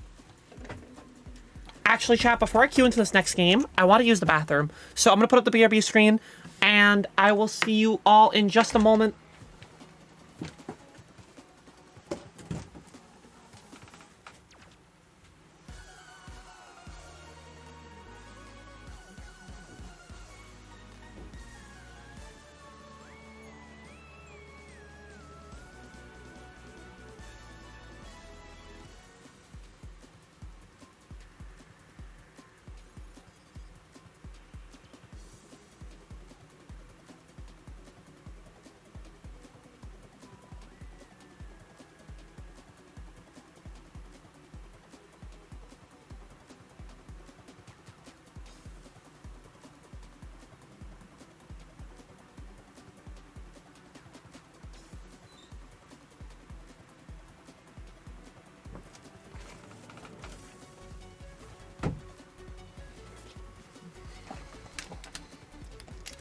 Yeah, you can't. You don't got a bathroom command here.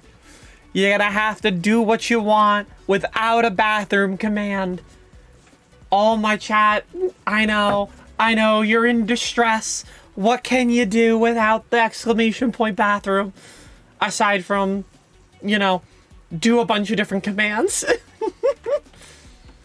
I'm sorry. I'm sorry to confuse you. I'm sorry to disappoint you. But, hey, Chloe has used the bathroom.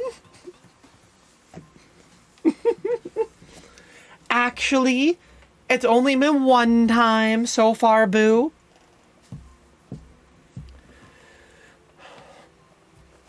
You know what I'm anxious for when it comes to TwitchCon? I got invited to a networking dinner. I'm not going to say with what company. But I got invited to a networking dinner.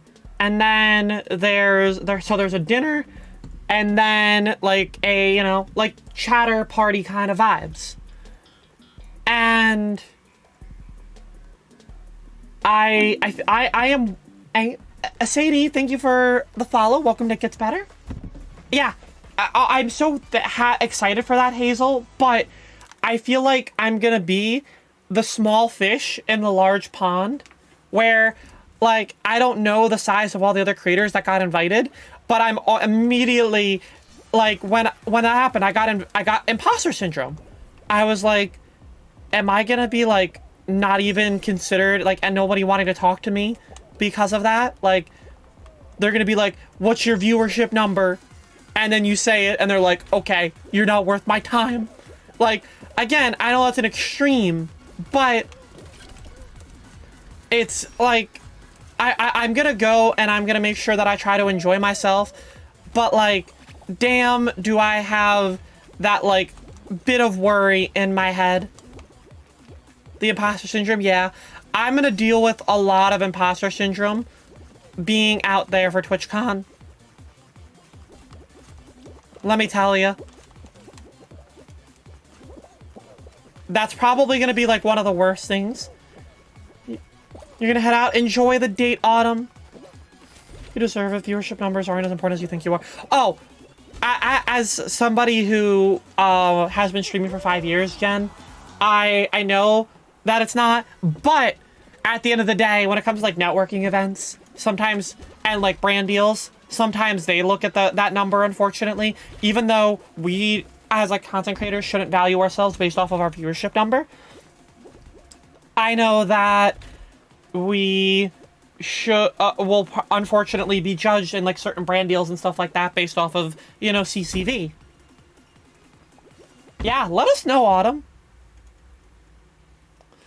And I feel good knowing that I got invited because, again, I've done a lot for, you know, that to get to that point where I get this invite.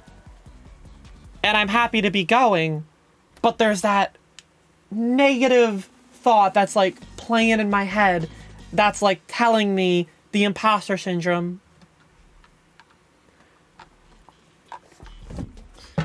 And I'm sure when it comes to a lot of other things, I'm gonna feel like that. You know, I've made friends with creators now that average hundreds of viewers, and some of them are gonna be at the convention.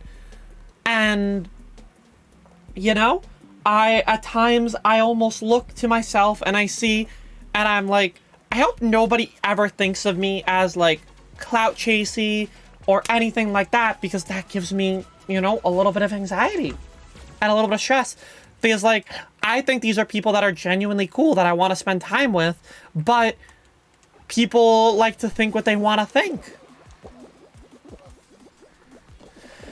And that's, like, the silly sort of land of content creation that we live in. You're so happy to catch us and hear me talking about these things. Sadie, I'm so glad to hear that. And I hope that you have been able to enjoy this conversation. Again, I am very lucky to have the voice that I do and to have people who want to listen to it. You know, I every time I go live here at It Gets Better, I always get more and more people from my community to follow here, and I wear that with, like, a sense of pride that I have people from my community that want to be here and listen to me with, like, storytelling or anything of the sort.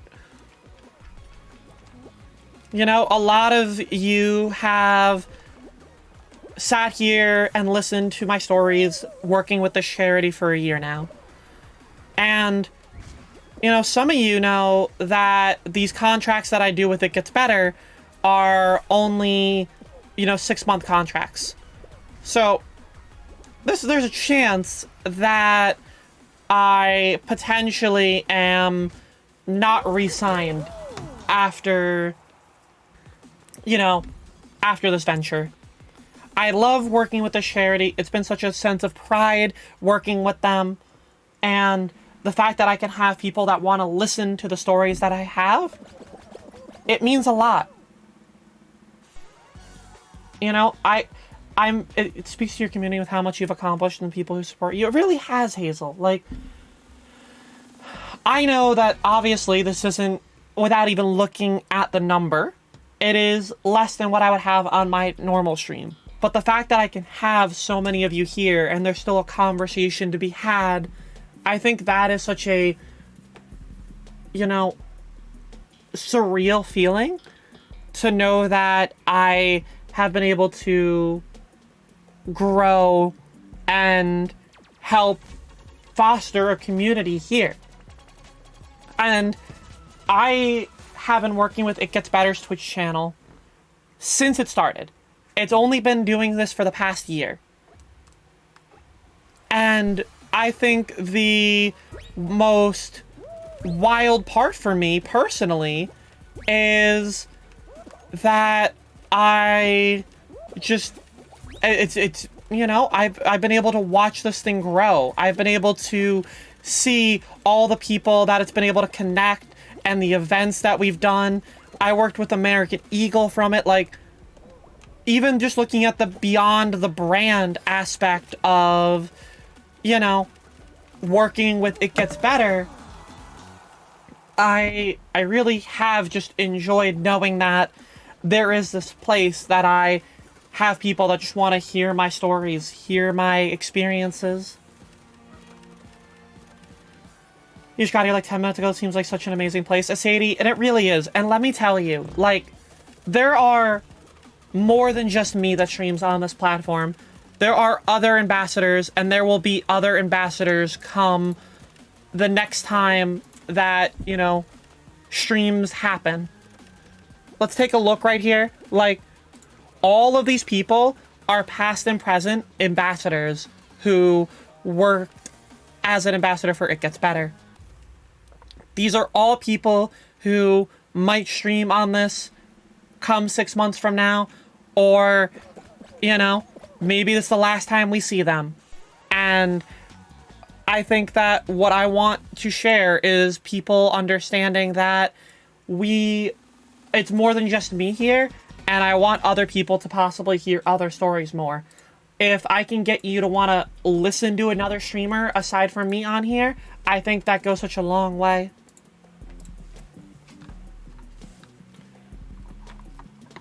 Because that's what really establishes, like, this, you know? It's why I talk about on my personal stream, I want to, you know, grow it to be able to catch the eyes of more people and inspire other people. And, you know, same goes for here. If we could get even 50 people here daily, think about how many lives that this charity could, like, impact. You've been quiet about being and was told they're opening up. Yeah, Jen, if you go to their Twitter account, they opened it up yesterday. Applications are also on their website. I can get the link once I qualify. They opened it up literally yesterday.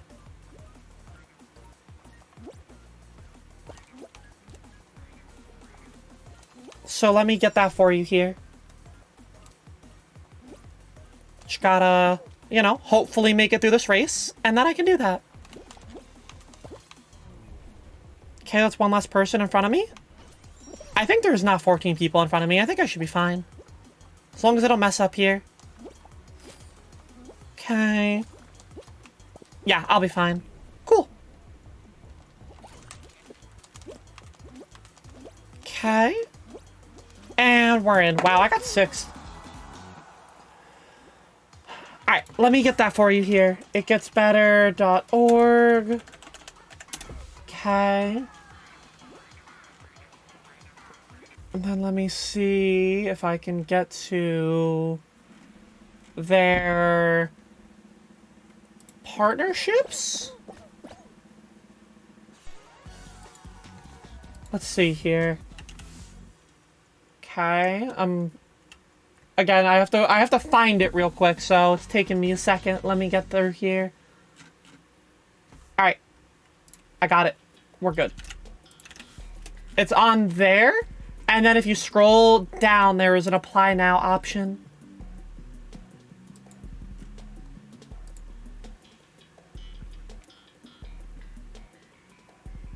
Hi, Cody. Welcome back.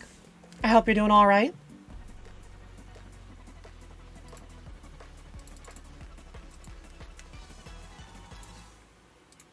All right. I will not fall off in the last 2 seconds this time.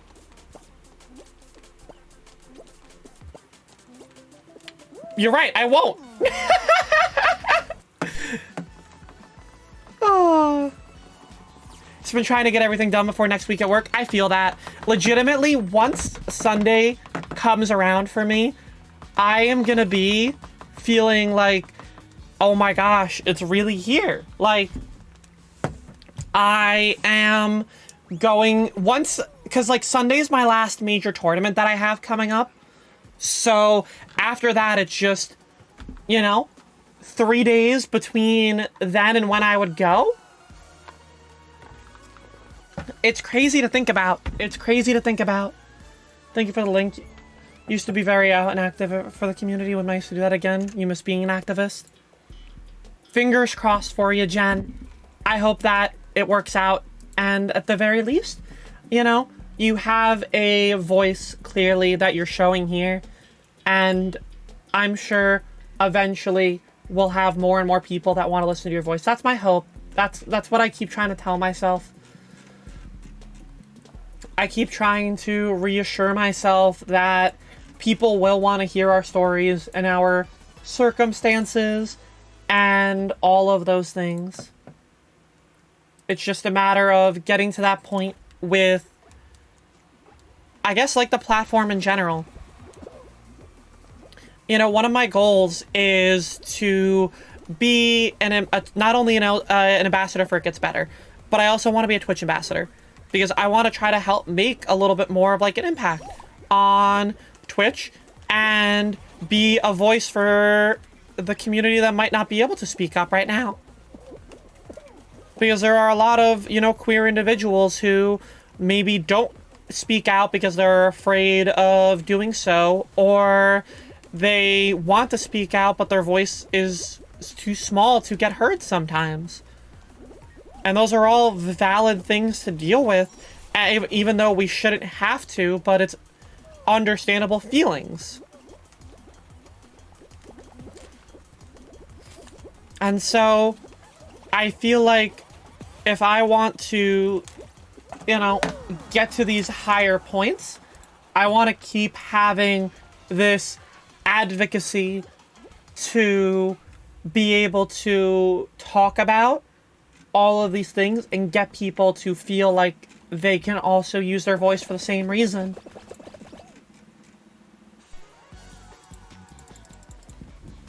And that's a me personal feeling.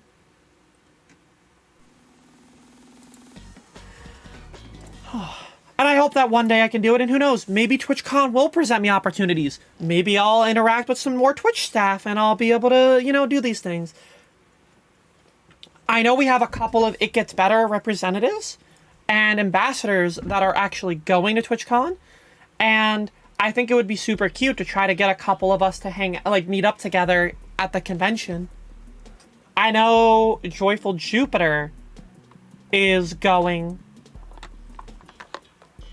and she's lovely, and so I feel like I would like to meet up with them.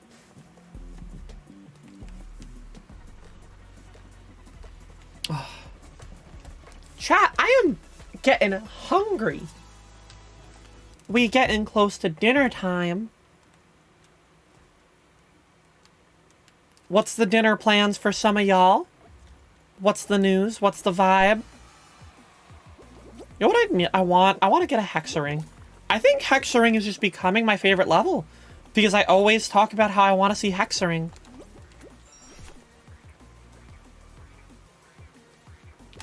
Yeah. Nice try. Uh-huh. There we go. Body them off. Did they respawn? They did. Okay. That person tried to grab my little booty before, and I wasn't a fan of it. So I needed to make sure that I was doing so. Oh, you know what I have a little bit of anxiety with leading up to TwitchCon 2? Is packing. Now, this is applicable to, like, anybody, but I feel like packing and trying to fit everything is some of the most stressful things to do for a trip. And then on top of that, you and Gabby's favorite redacted cookie, you better go eat more. You had some meat potatoes? Hell yeah, boo. Like, I want to get more... I want to pack, but I'm also somebody who likes to buy a lot when I'm going on trips. And so I need to make sure that I can fit everything in like a suitcase and my bag back. Whether or not I will be able to is, you know, relative to the amount of stuff that I pack. Or do I find somebody in the area that I can like have them ship things out for me? You know what I mean? So I'm probably gonna do my laundry on like Saturday, and then I'm gonna have to like look at all of my clothes and just sit there and be like, what is going in the suitcase right now and how much of it can I fit? And then know that I have the expectation that I'm bringing stuff back with me. You should have seen me when I was in Seattle back in June, and I was trying to fit everything in my suitcase on my way back. My best friend who I was staying with, we got to the point where we were like, I think either she suggested it or she actually did just like straight up sit on the suitcase to try to help me close it. You worry so much about not, you can squeeze something in. Yeah, exactly. You're eating, you just don't know what's for dinner. Okay, fair. Ain't that a mood?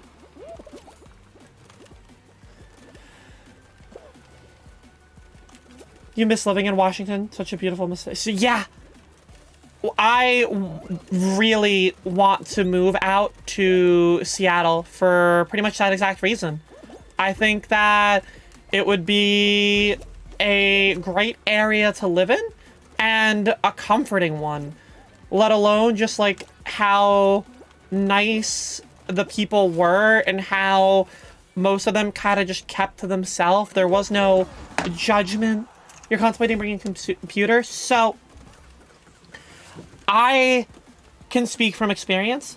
I've brought a laptop on many of my trips that I've gone on. And I'm gonna be honest, I did not use it enough to merit needing it.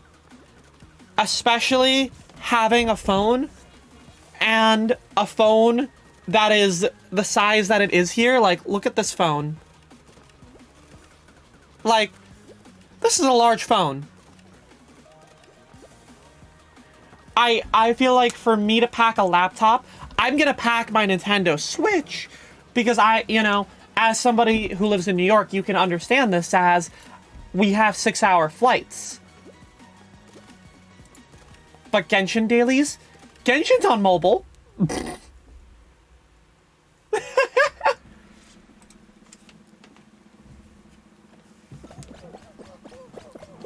Trust me, if there's one thing I know is that game is not the same on mobile.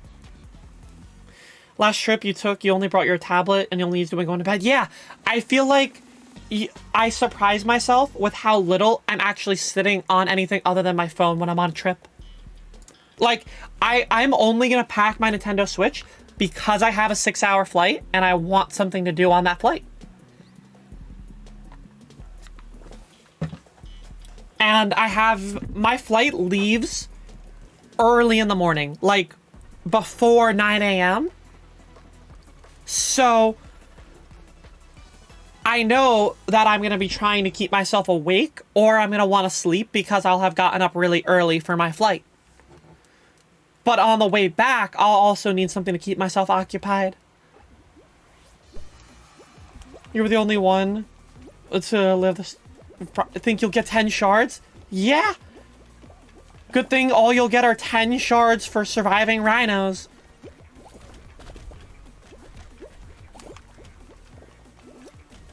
Uh-huh. Pants you? Oh, I tried to get him. Yeah? This is what we're doing? I'm down. Oh, did you not want to do this anymore? They didn't want to deal with me.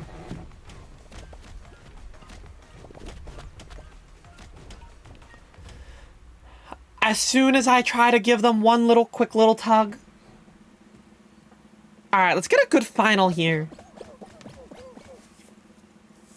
Let's make it happen. Let's have a good showing.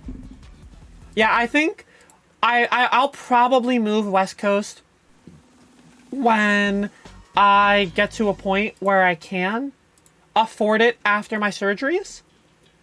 And then I think, like, specifically Washington is where I would probably want to go to.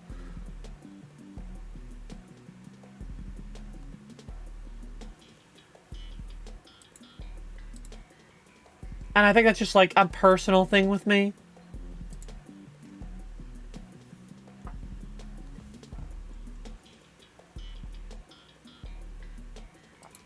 You confess you grinded the Rhino LTM to finish the achievement of getting golds in the first 6 rounds. Okay, fair. Fair. Move here, Cody. I mean, I know that it makes sense for me to move out there, but that's a lot of money because obviously a lot of my money has come to surgeries. So we'll have to see when the time comes how realistic the option is and whether or not I can even, like, sustain myself through streaming or have to get, like, an actual job, you know? I know I wouldn't live alone. That much is for sure. I like how this is barely Oh, I'm stuck here now. Okay. Do I make that? No, you don't. Okay. This is not ideal. Okay. We're back in it. I think I'll be fine here. Yeah, I'm fine here. Okay. Soon TM. Yeah, soon TM. Look, if all goes well enough, I can get my surgery next year, and then eventually...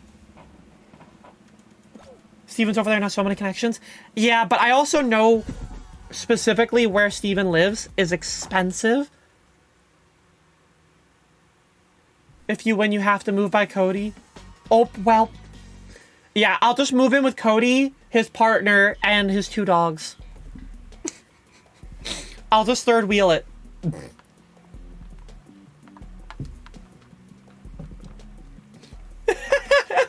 You have 2 golds round 2 for 2 weeks in a row. I don't even look at mine as a whole. Look, I'm good with pets. When I stayed with my best friend, her cat absolutely loved making me their scratch post. Oh, Wicked, it's all good. I hope you had a fun time. How we doing, Wicked? I hope you're having a good day. Chat, I was, before I went live, I saw Wicked was live on TikTok. And so I bothered her on TikTok right before I started. Aww, the child doesn't like me. Aw, where'd your jump go? You're currently a strawberry cow? You do a little makeup look?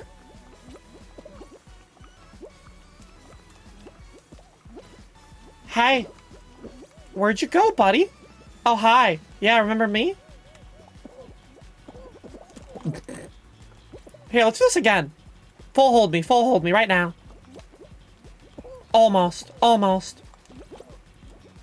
Yeah? Full hold me? Okay.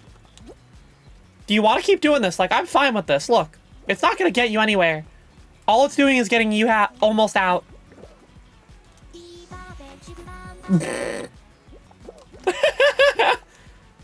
I'm having fun with this, let me tell you. They're trying way too hard here. Oh, is this the moment they finally go down? Yeah? Uh-huh. All right. Bye! I knew it was a matter of time before they got themselves out. That's why I didn't do anything. I just kind of let it happen.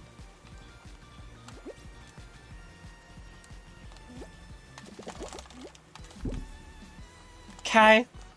Mostly so. Yeah, literally, like, once I saw that they were just full popping the entire time, I knew it was a matter of time.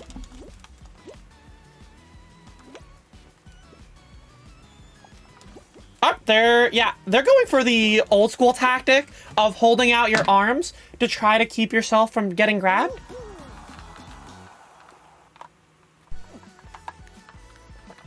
Only I used it to my advantage by just making them grab me early, and it worked. Yeah, I appreciated the effort. Your friend has a new cat, you get to meet her in San Diego. Exciting.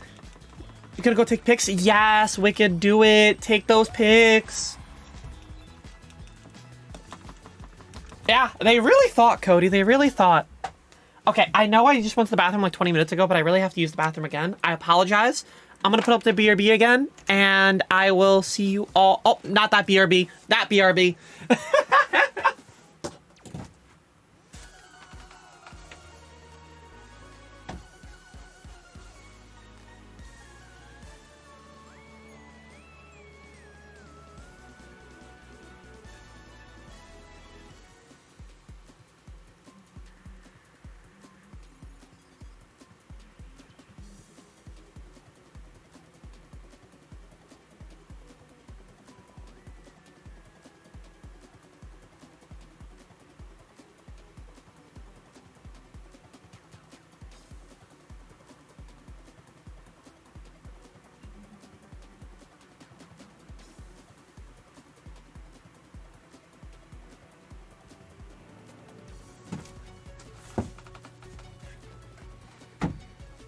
Alright, we're back.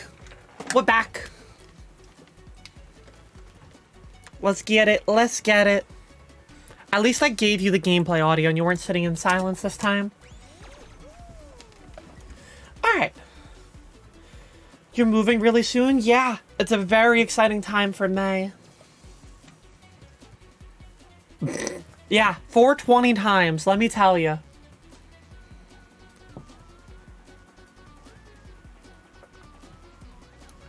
Cody, I got a question. Did you know that May lived in Mexico? Because M was here earlier and did not know that.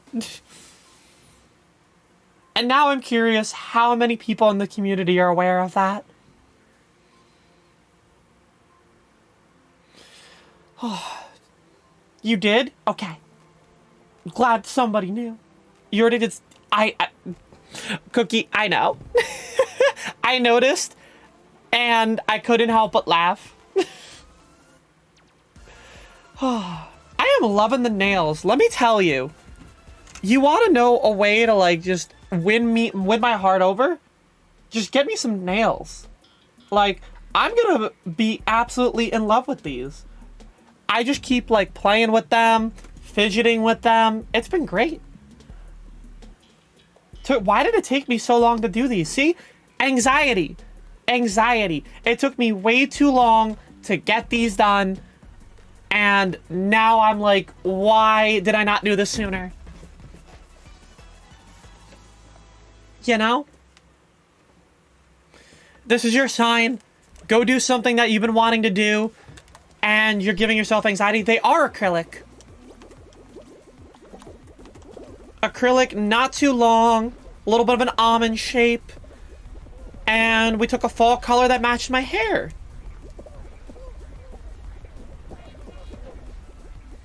Or at least went with my hair well. I don't know if match is like the proper term to use there, but it goes well with the hair.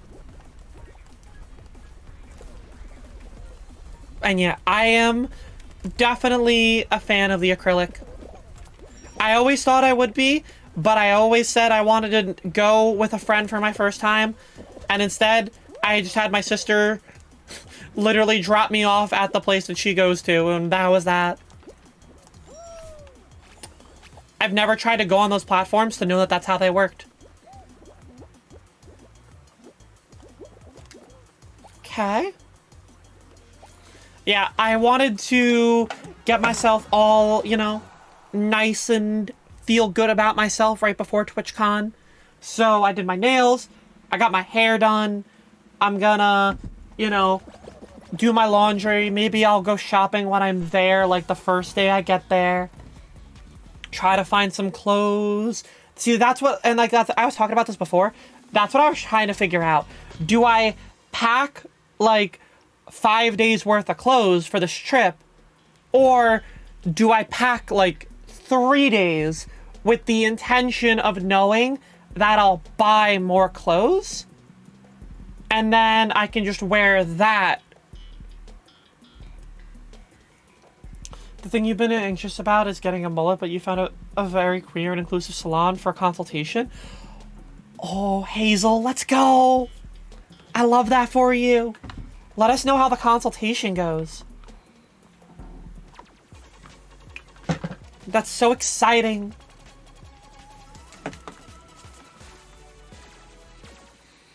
Okay, chat. I'm gonna try to do something here. I might get myself eliminated for it, or I could look really cool doing it.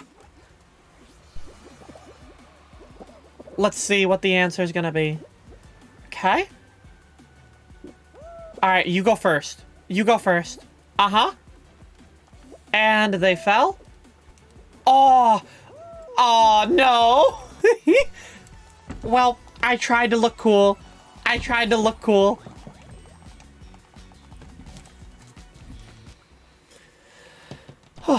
Alright. I wanted to look cool. You missed the bathroom. I'm sorry. I did a sneaky bathroom. Please forgive me.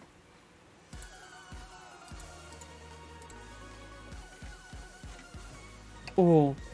Yeah, I am definitely getting hungry right now.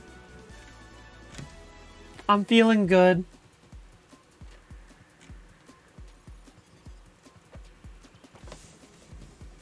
I'm looking like we're getting toward where I need myself my food. Bathroom for Boo. Did Boo use the bathroom and therefore miss the bathroom?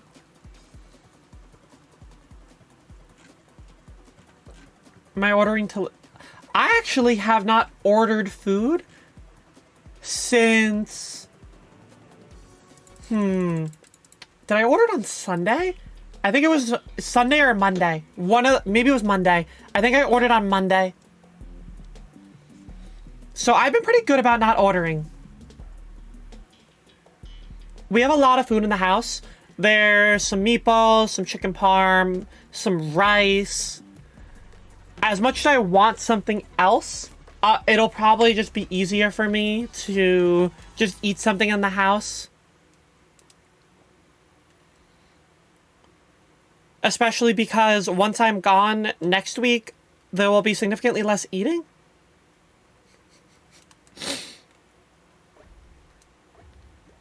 Alright, can we do a bathroom for Boo? Because Boo used the bathroom. Yeah, I feel bad when I order a lot of food and knowing that my family has cooked a lot. And then I just end up not eating what they paid for. Because then I feel like I'm wasting their money, let alone food. So, as of like maybe by like the weekend, I can order some food again. But right now, it doesn't seem like it's a good idea for me to order with how much is in the house. I try to be somewhat courteous when it comes to food. I used to be like a fiend where I would just eat whatever was in the house. And sometimes I would eat food that like my mom put aside for herself and I didn't know, because I would just look for something and I'd be like, oh yeah, this looks good. But because there was nothing ever said, I would sit there and, you know, just like be like, yeah, sure, I need to find something to eat. So here I am.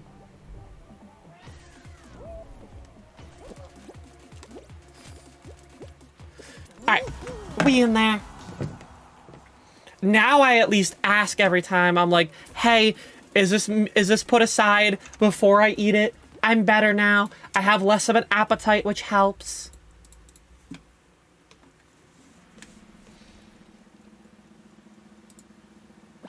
I mean, that sounds like a fare for family living, unless it's labeled. Nothing gets labeled. No. My mom's the kind of person to make a lot of food on like Sunday or Monday that will last until the weekend, and then just have like 10 different containers of it all. And then so sometimes she has one put aside for herself that I just need to make sure that I know is hers.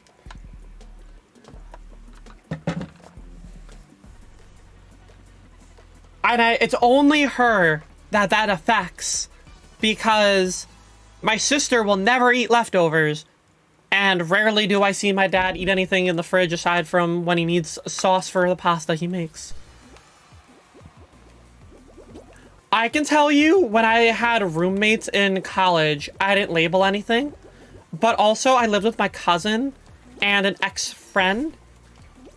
So, you know, I guess there was a little bit of a more loose vibe because it was still family.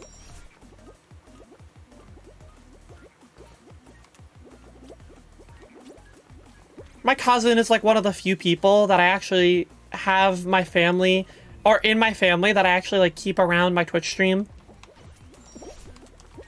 I love the people who have like, you know, their mom as like a viewer, and it's like Bae Mom or, you know, Bae Grandma kind of thing, and it's like the family members with the name. It's always like a very cute thing on Twitch, but also I'm like, I don't want you to watch me, please. Your family didn't label anything? How big were your families? I have 2 older half-brothers that didn't live with us, but would frequently come by, and then I had the 4 of us that lived in the house. So, certain times we would have 6 people, certain times we would have 4 people.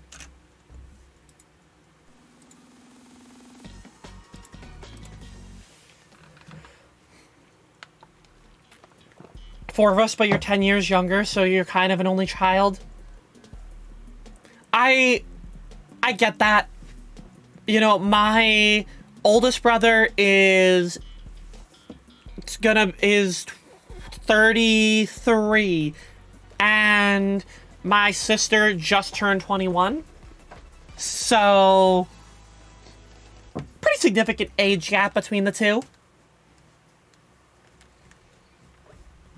4 in the family total. I figured that's what you meant. I wanted to try to run out their space. Are you gonna come back over here? No? Are you gonna go to blue? We going to blue? Or are you gonna go back to green? Hey, I'm coming back to green here. Where are we going, horsey? Where are we going? Uh-huh. Where are we going?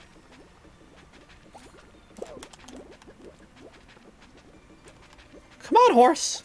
Where are we going? Where are we jumping? Where are we jumping? We going over here? You going on some tiles? Where are we going? You're getting pantsed. Bye. Sayonara.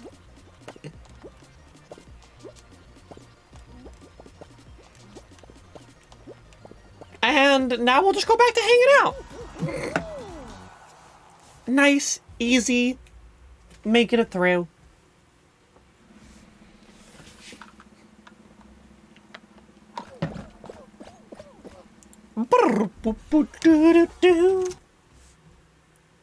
Chat. I'm just in a good mood, you know? It's a nice, vibey kind of day. It's been so nice to have as many of you here as we have today. I appreciate it. We brought a lot more people over. You're in an ad, but you posted the strawberry cow pics. Wicked, we'll check it out after the stream. Only because I got like 20 minutes left before my time is up here.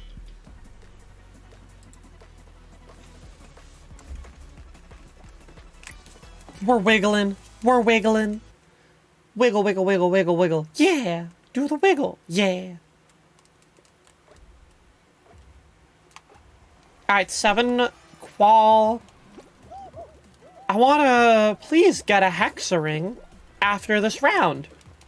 That would be lovely.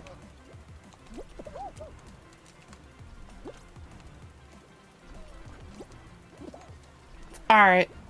Let's go. Come on, come on. Where are we? Come on, move the block, move the block. Give me a head to jump on. Yeah, right there. No, no, no, no, no. Oh my god. Alright, I guess we're going in the fan here. Oh, and now they're moving the block again. Wait, wait, wait. Where are we going? And now we're just floating in forever. Alright. I'll just use the head. It makes my life a hell of a lot easier, let me tell you.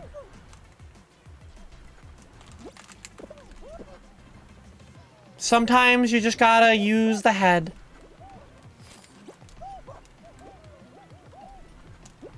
Alright, we're big braining this?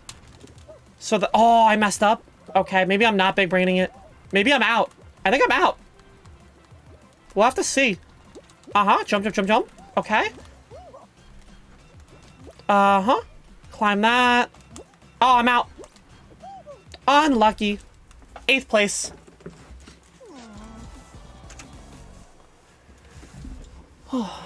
Who's Juno Birch Hazel?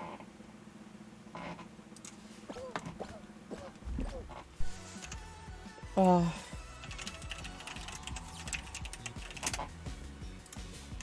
Alright. Chat.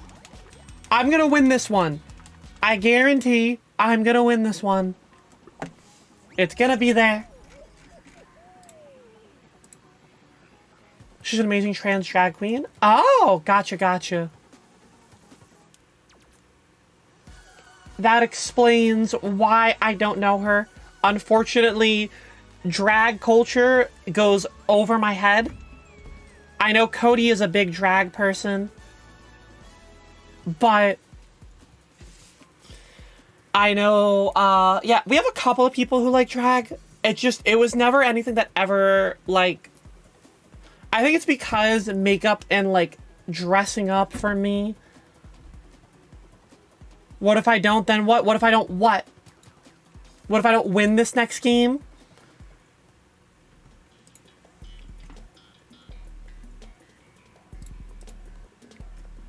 I'll tell you what. Then I'll cry. Yes. Cody loves his drag.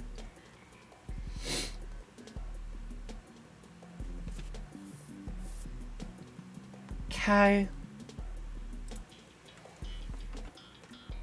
And you know, I love that for him.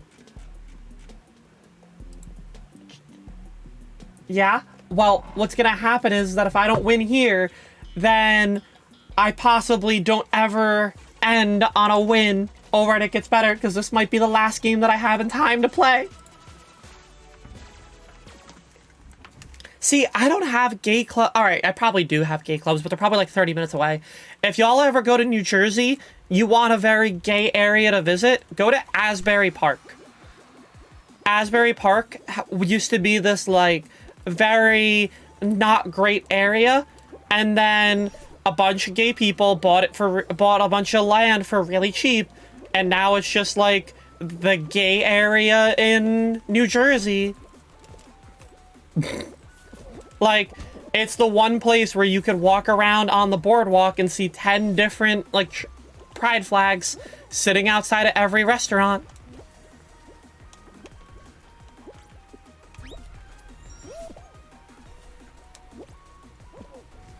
Ooh, ooh. We're gaming here. We're zooming.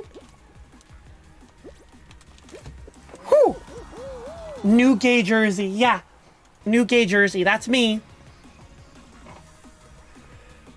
Also plays The Sims, so you found her on YouTube. That's adorable. There's a lot of people who play The Sims on here, or that stream on It Gets Better.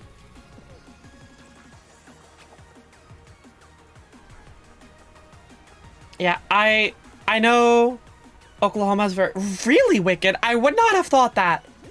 With the connotation that Oklahoma presents, I would not have thought that. Unlucky for that bean, let me tell you. They were about to finish and then they bonked.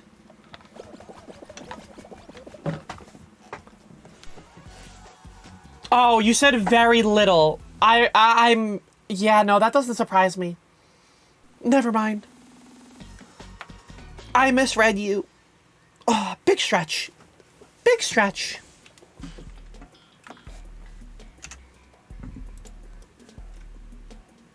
Okay, I will survive.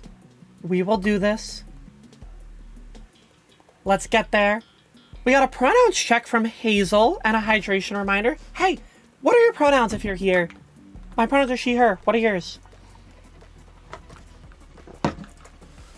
Wicked she, her. May she, her.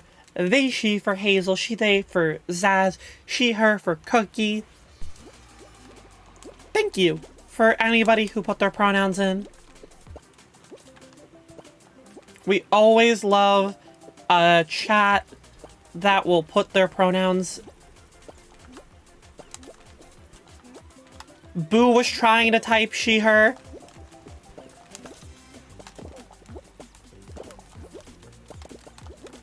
Yeah, is that really what you wanted to do there, buddy? Was that worth it? Was that worth it? Like, it was not worth it. They really wanted to get under my skin. So, like, I'm okay with that. It's okay, Boo. No one here is gonna judge you. Nobody here is gonna judge you. You're fine. Oh, so for the people who like Fall Guys, they added Ellen Ripley and the Facehugger as like new in-game skins. For those who didn't see that, I'll probably be able to show those off a little bit on Friday over on my personal channel. Well, yeah. Also, remember the shop opened up again for kudos, so you got 4 new options in the shop. Yeah, nobody here is judging you. Chat. Let's just do some just chatting for the last 15 minutes. It's wild to think about how I have done a year's worth of content for It Gets Better. I've told a lot of stories. I've told my story. I've listened to a lot of yours. And, you know, I am very thankful to be working on, you know, everything here on this platform. I think that we've done a lot and we've been able to grow. It Gets Better. Yeah, I've done a whole year. What's my favorite story that I've shared or topic? I think that my favorite topic was just talking about my whole just like, you know, transitioning story, how I started on this platform. I love talking about that because, you know, some people tend to want to start creating content and they're worried about all the things that I also was worried about. You know, the hate, the negativity, the judgment, the, you know, all these things. And now I've been making content for 5 years. I've done things that I never thought I would do, like represent a charity like It Gets Better for a year. I've met amazing people, some through this ambassadorship. I have done a lot of good. And, you know, however it goes, and I love telling my story. As tiring as it can get, I think that for me to be this unapologetic, openly trans lesbian who loves creating content, loves being good at games, and trying to create exciting things within the games that she plays, I think that that is an area that, yeah, no, I mean, I'm down to talk about it. So, I mean, for starters, let's go with the name, Hazel, because I chose my name Chloe because I care a lot about meaning behind names. And when I was trying to find names and trying to find, you know, something that fit me, one thing I wanted was I didn't want it to be a name that I already had a, you know, a friend or a family member that I associated with the name. And so when I found Chloe, I looked it up, and Chloe means to bloom or like blossom. And when I was first coming out, I was thinking how, you know, great of a name, as I am, you know, growing, blooming, blossoming into the me that I want people to be. I was this little, you know, sapling that is now blooming into me. And so after that, I was like, yeah, this is the name. And you're right, it is fitting. A lot of people tell me that it was a good name. Like, it feels like it's a fitting name for me. And I wear that with like a sense of pride, because I wouldn't have really, you know, figured that out. And it took me a while. Trust me, I've even when I'm playing games in general, when I have to name a character, I struggle tremendously with naming my character, let alone character customization. Oh my god, don't get me started on character customization. I stress way too much on that. You want to have a topic of anxiety to talk about? Character customization in games. Sometimes I just get overstimulated and I'm just like...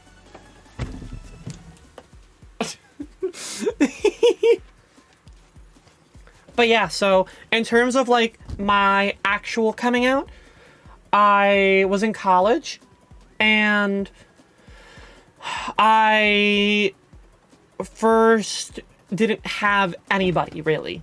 I came out, I was trying to, I had my best friend at college who she was fabulous. However, she wouldn't live on the campus, so it was hard for me to spend time with her all the time. And that first month was a lot of internalized self-hatred and self-denial toward myself. And it took the biggest thing that I told myself that made me feel like I knew who I was that I sat there and said, Chloe, if I am thinking about this as much as I am, there's probably a reason for it. This is probably who you are, and you're just trying to give yourself an excuse not to be yourself. And that's kind of how I've lived my life for a while now. You know?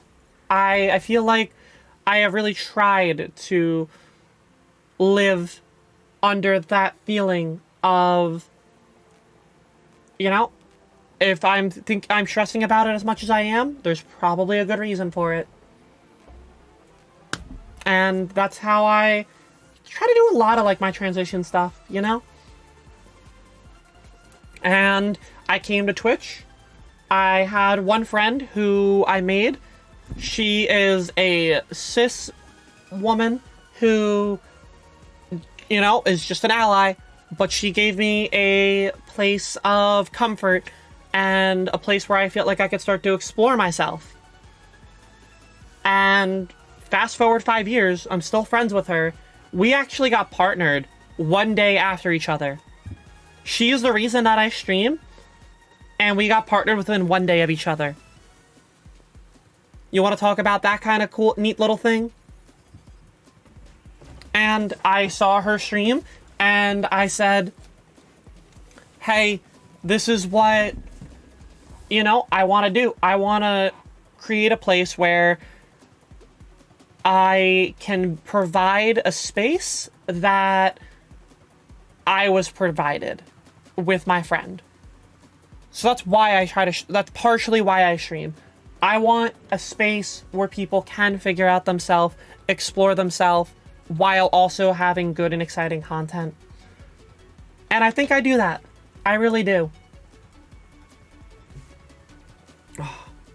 But it's been a wild journey. 5 years on this platform that I've streamed. I'm now doing more than I ever have. I have streamed over 100 hours for the last 3 months in a row. I've never done that. Let alone the amount of hours that I have given and I'm putting out on the YouTube side, on my TikTok. And I know this isn't my personal channel, but as we're getting toward the end of things, I think it's only fitting to talk about myself again. And if you're somebody here who is new, hi, my name is Baeginning. My pronouns are she, her. I have reapplied already to try to be another It Gets Better ambassador. I don't know what's on the cards for me. Maybe I come back for a third run through. Maybe I have to, let other people come in. But if there's one thing about this is that I really want to remind you all, please follow It Gets Better. Watch the other creators. There are probably some other great queer people out here that you will be able to enjoy being around and that you will be able to enjoy listening to their stories. There are a lot of good stories out there and a lot of good people that we can meet if we are willing to expand ourselves just a little bit more. And on top of that, I think it's only fitting that we find somebody who we can raid. That is that. Now, I am gonna go... Sometimes you feel like the odd one out, but it's really amazing you created a new self. I'm proud. I really am proud. I feel like we've done a lot in being able to create a space. I feel like I have helped create not one, but 2 spaces. My own, and It Gets Better. And it's why I want to keep staying here. I want to see this through. I want to see this thing grow. I want to be a part of it because I feel like a lot of my friends compliment me for being the role model advocate that I am, and to be able to constantly provide that same thing for other people and keep growing that, I think is a really cool thing. And that's, my hope there. So, we'll have to, see what we can do there.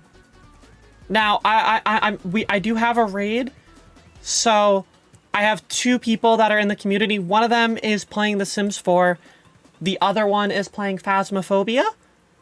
One of them is currently on a BRB screen, so we can either wait for them or we can go to the other one. So chat, do you want to wait for the Sims 4 person or do you want to do the Phasmophobia person?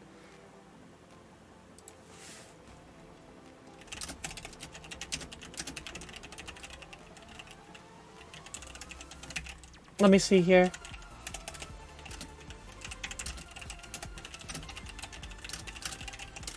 All right. Let's make a decision. You've actually watched The Sims It's Get Better after you joined them. You loved it. All right. Well, then I think we will go raid them. And again, I know that they are, their chat is not here. They are BRB, but their name is Ellie Joy Panic. And we're going to go over to them. Again, they are another ambassador, so hopefully you enjoy their content just as much as, you enjoy it here. All right, y'all. Thank you for everything on letting me be on this platform. Thank you for letting me use my voice to talk to you all. And hopefully there's a next time. Otherwise, take care of yourselves.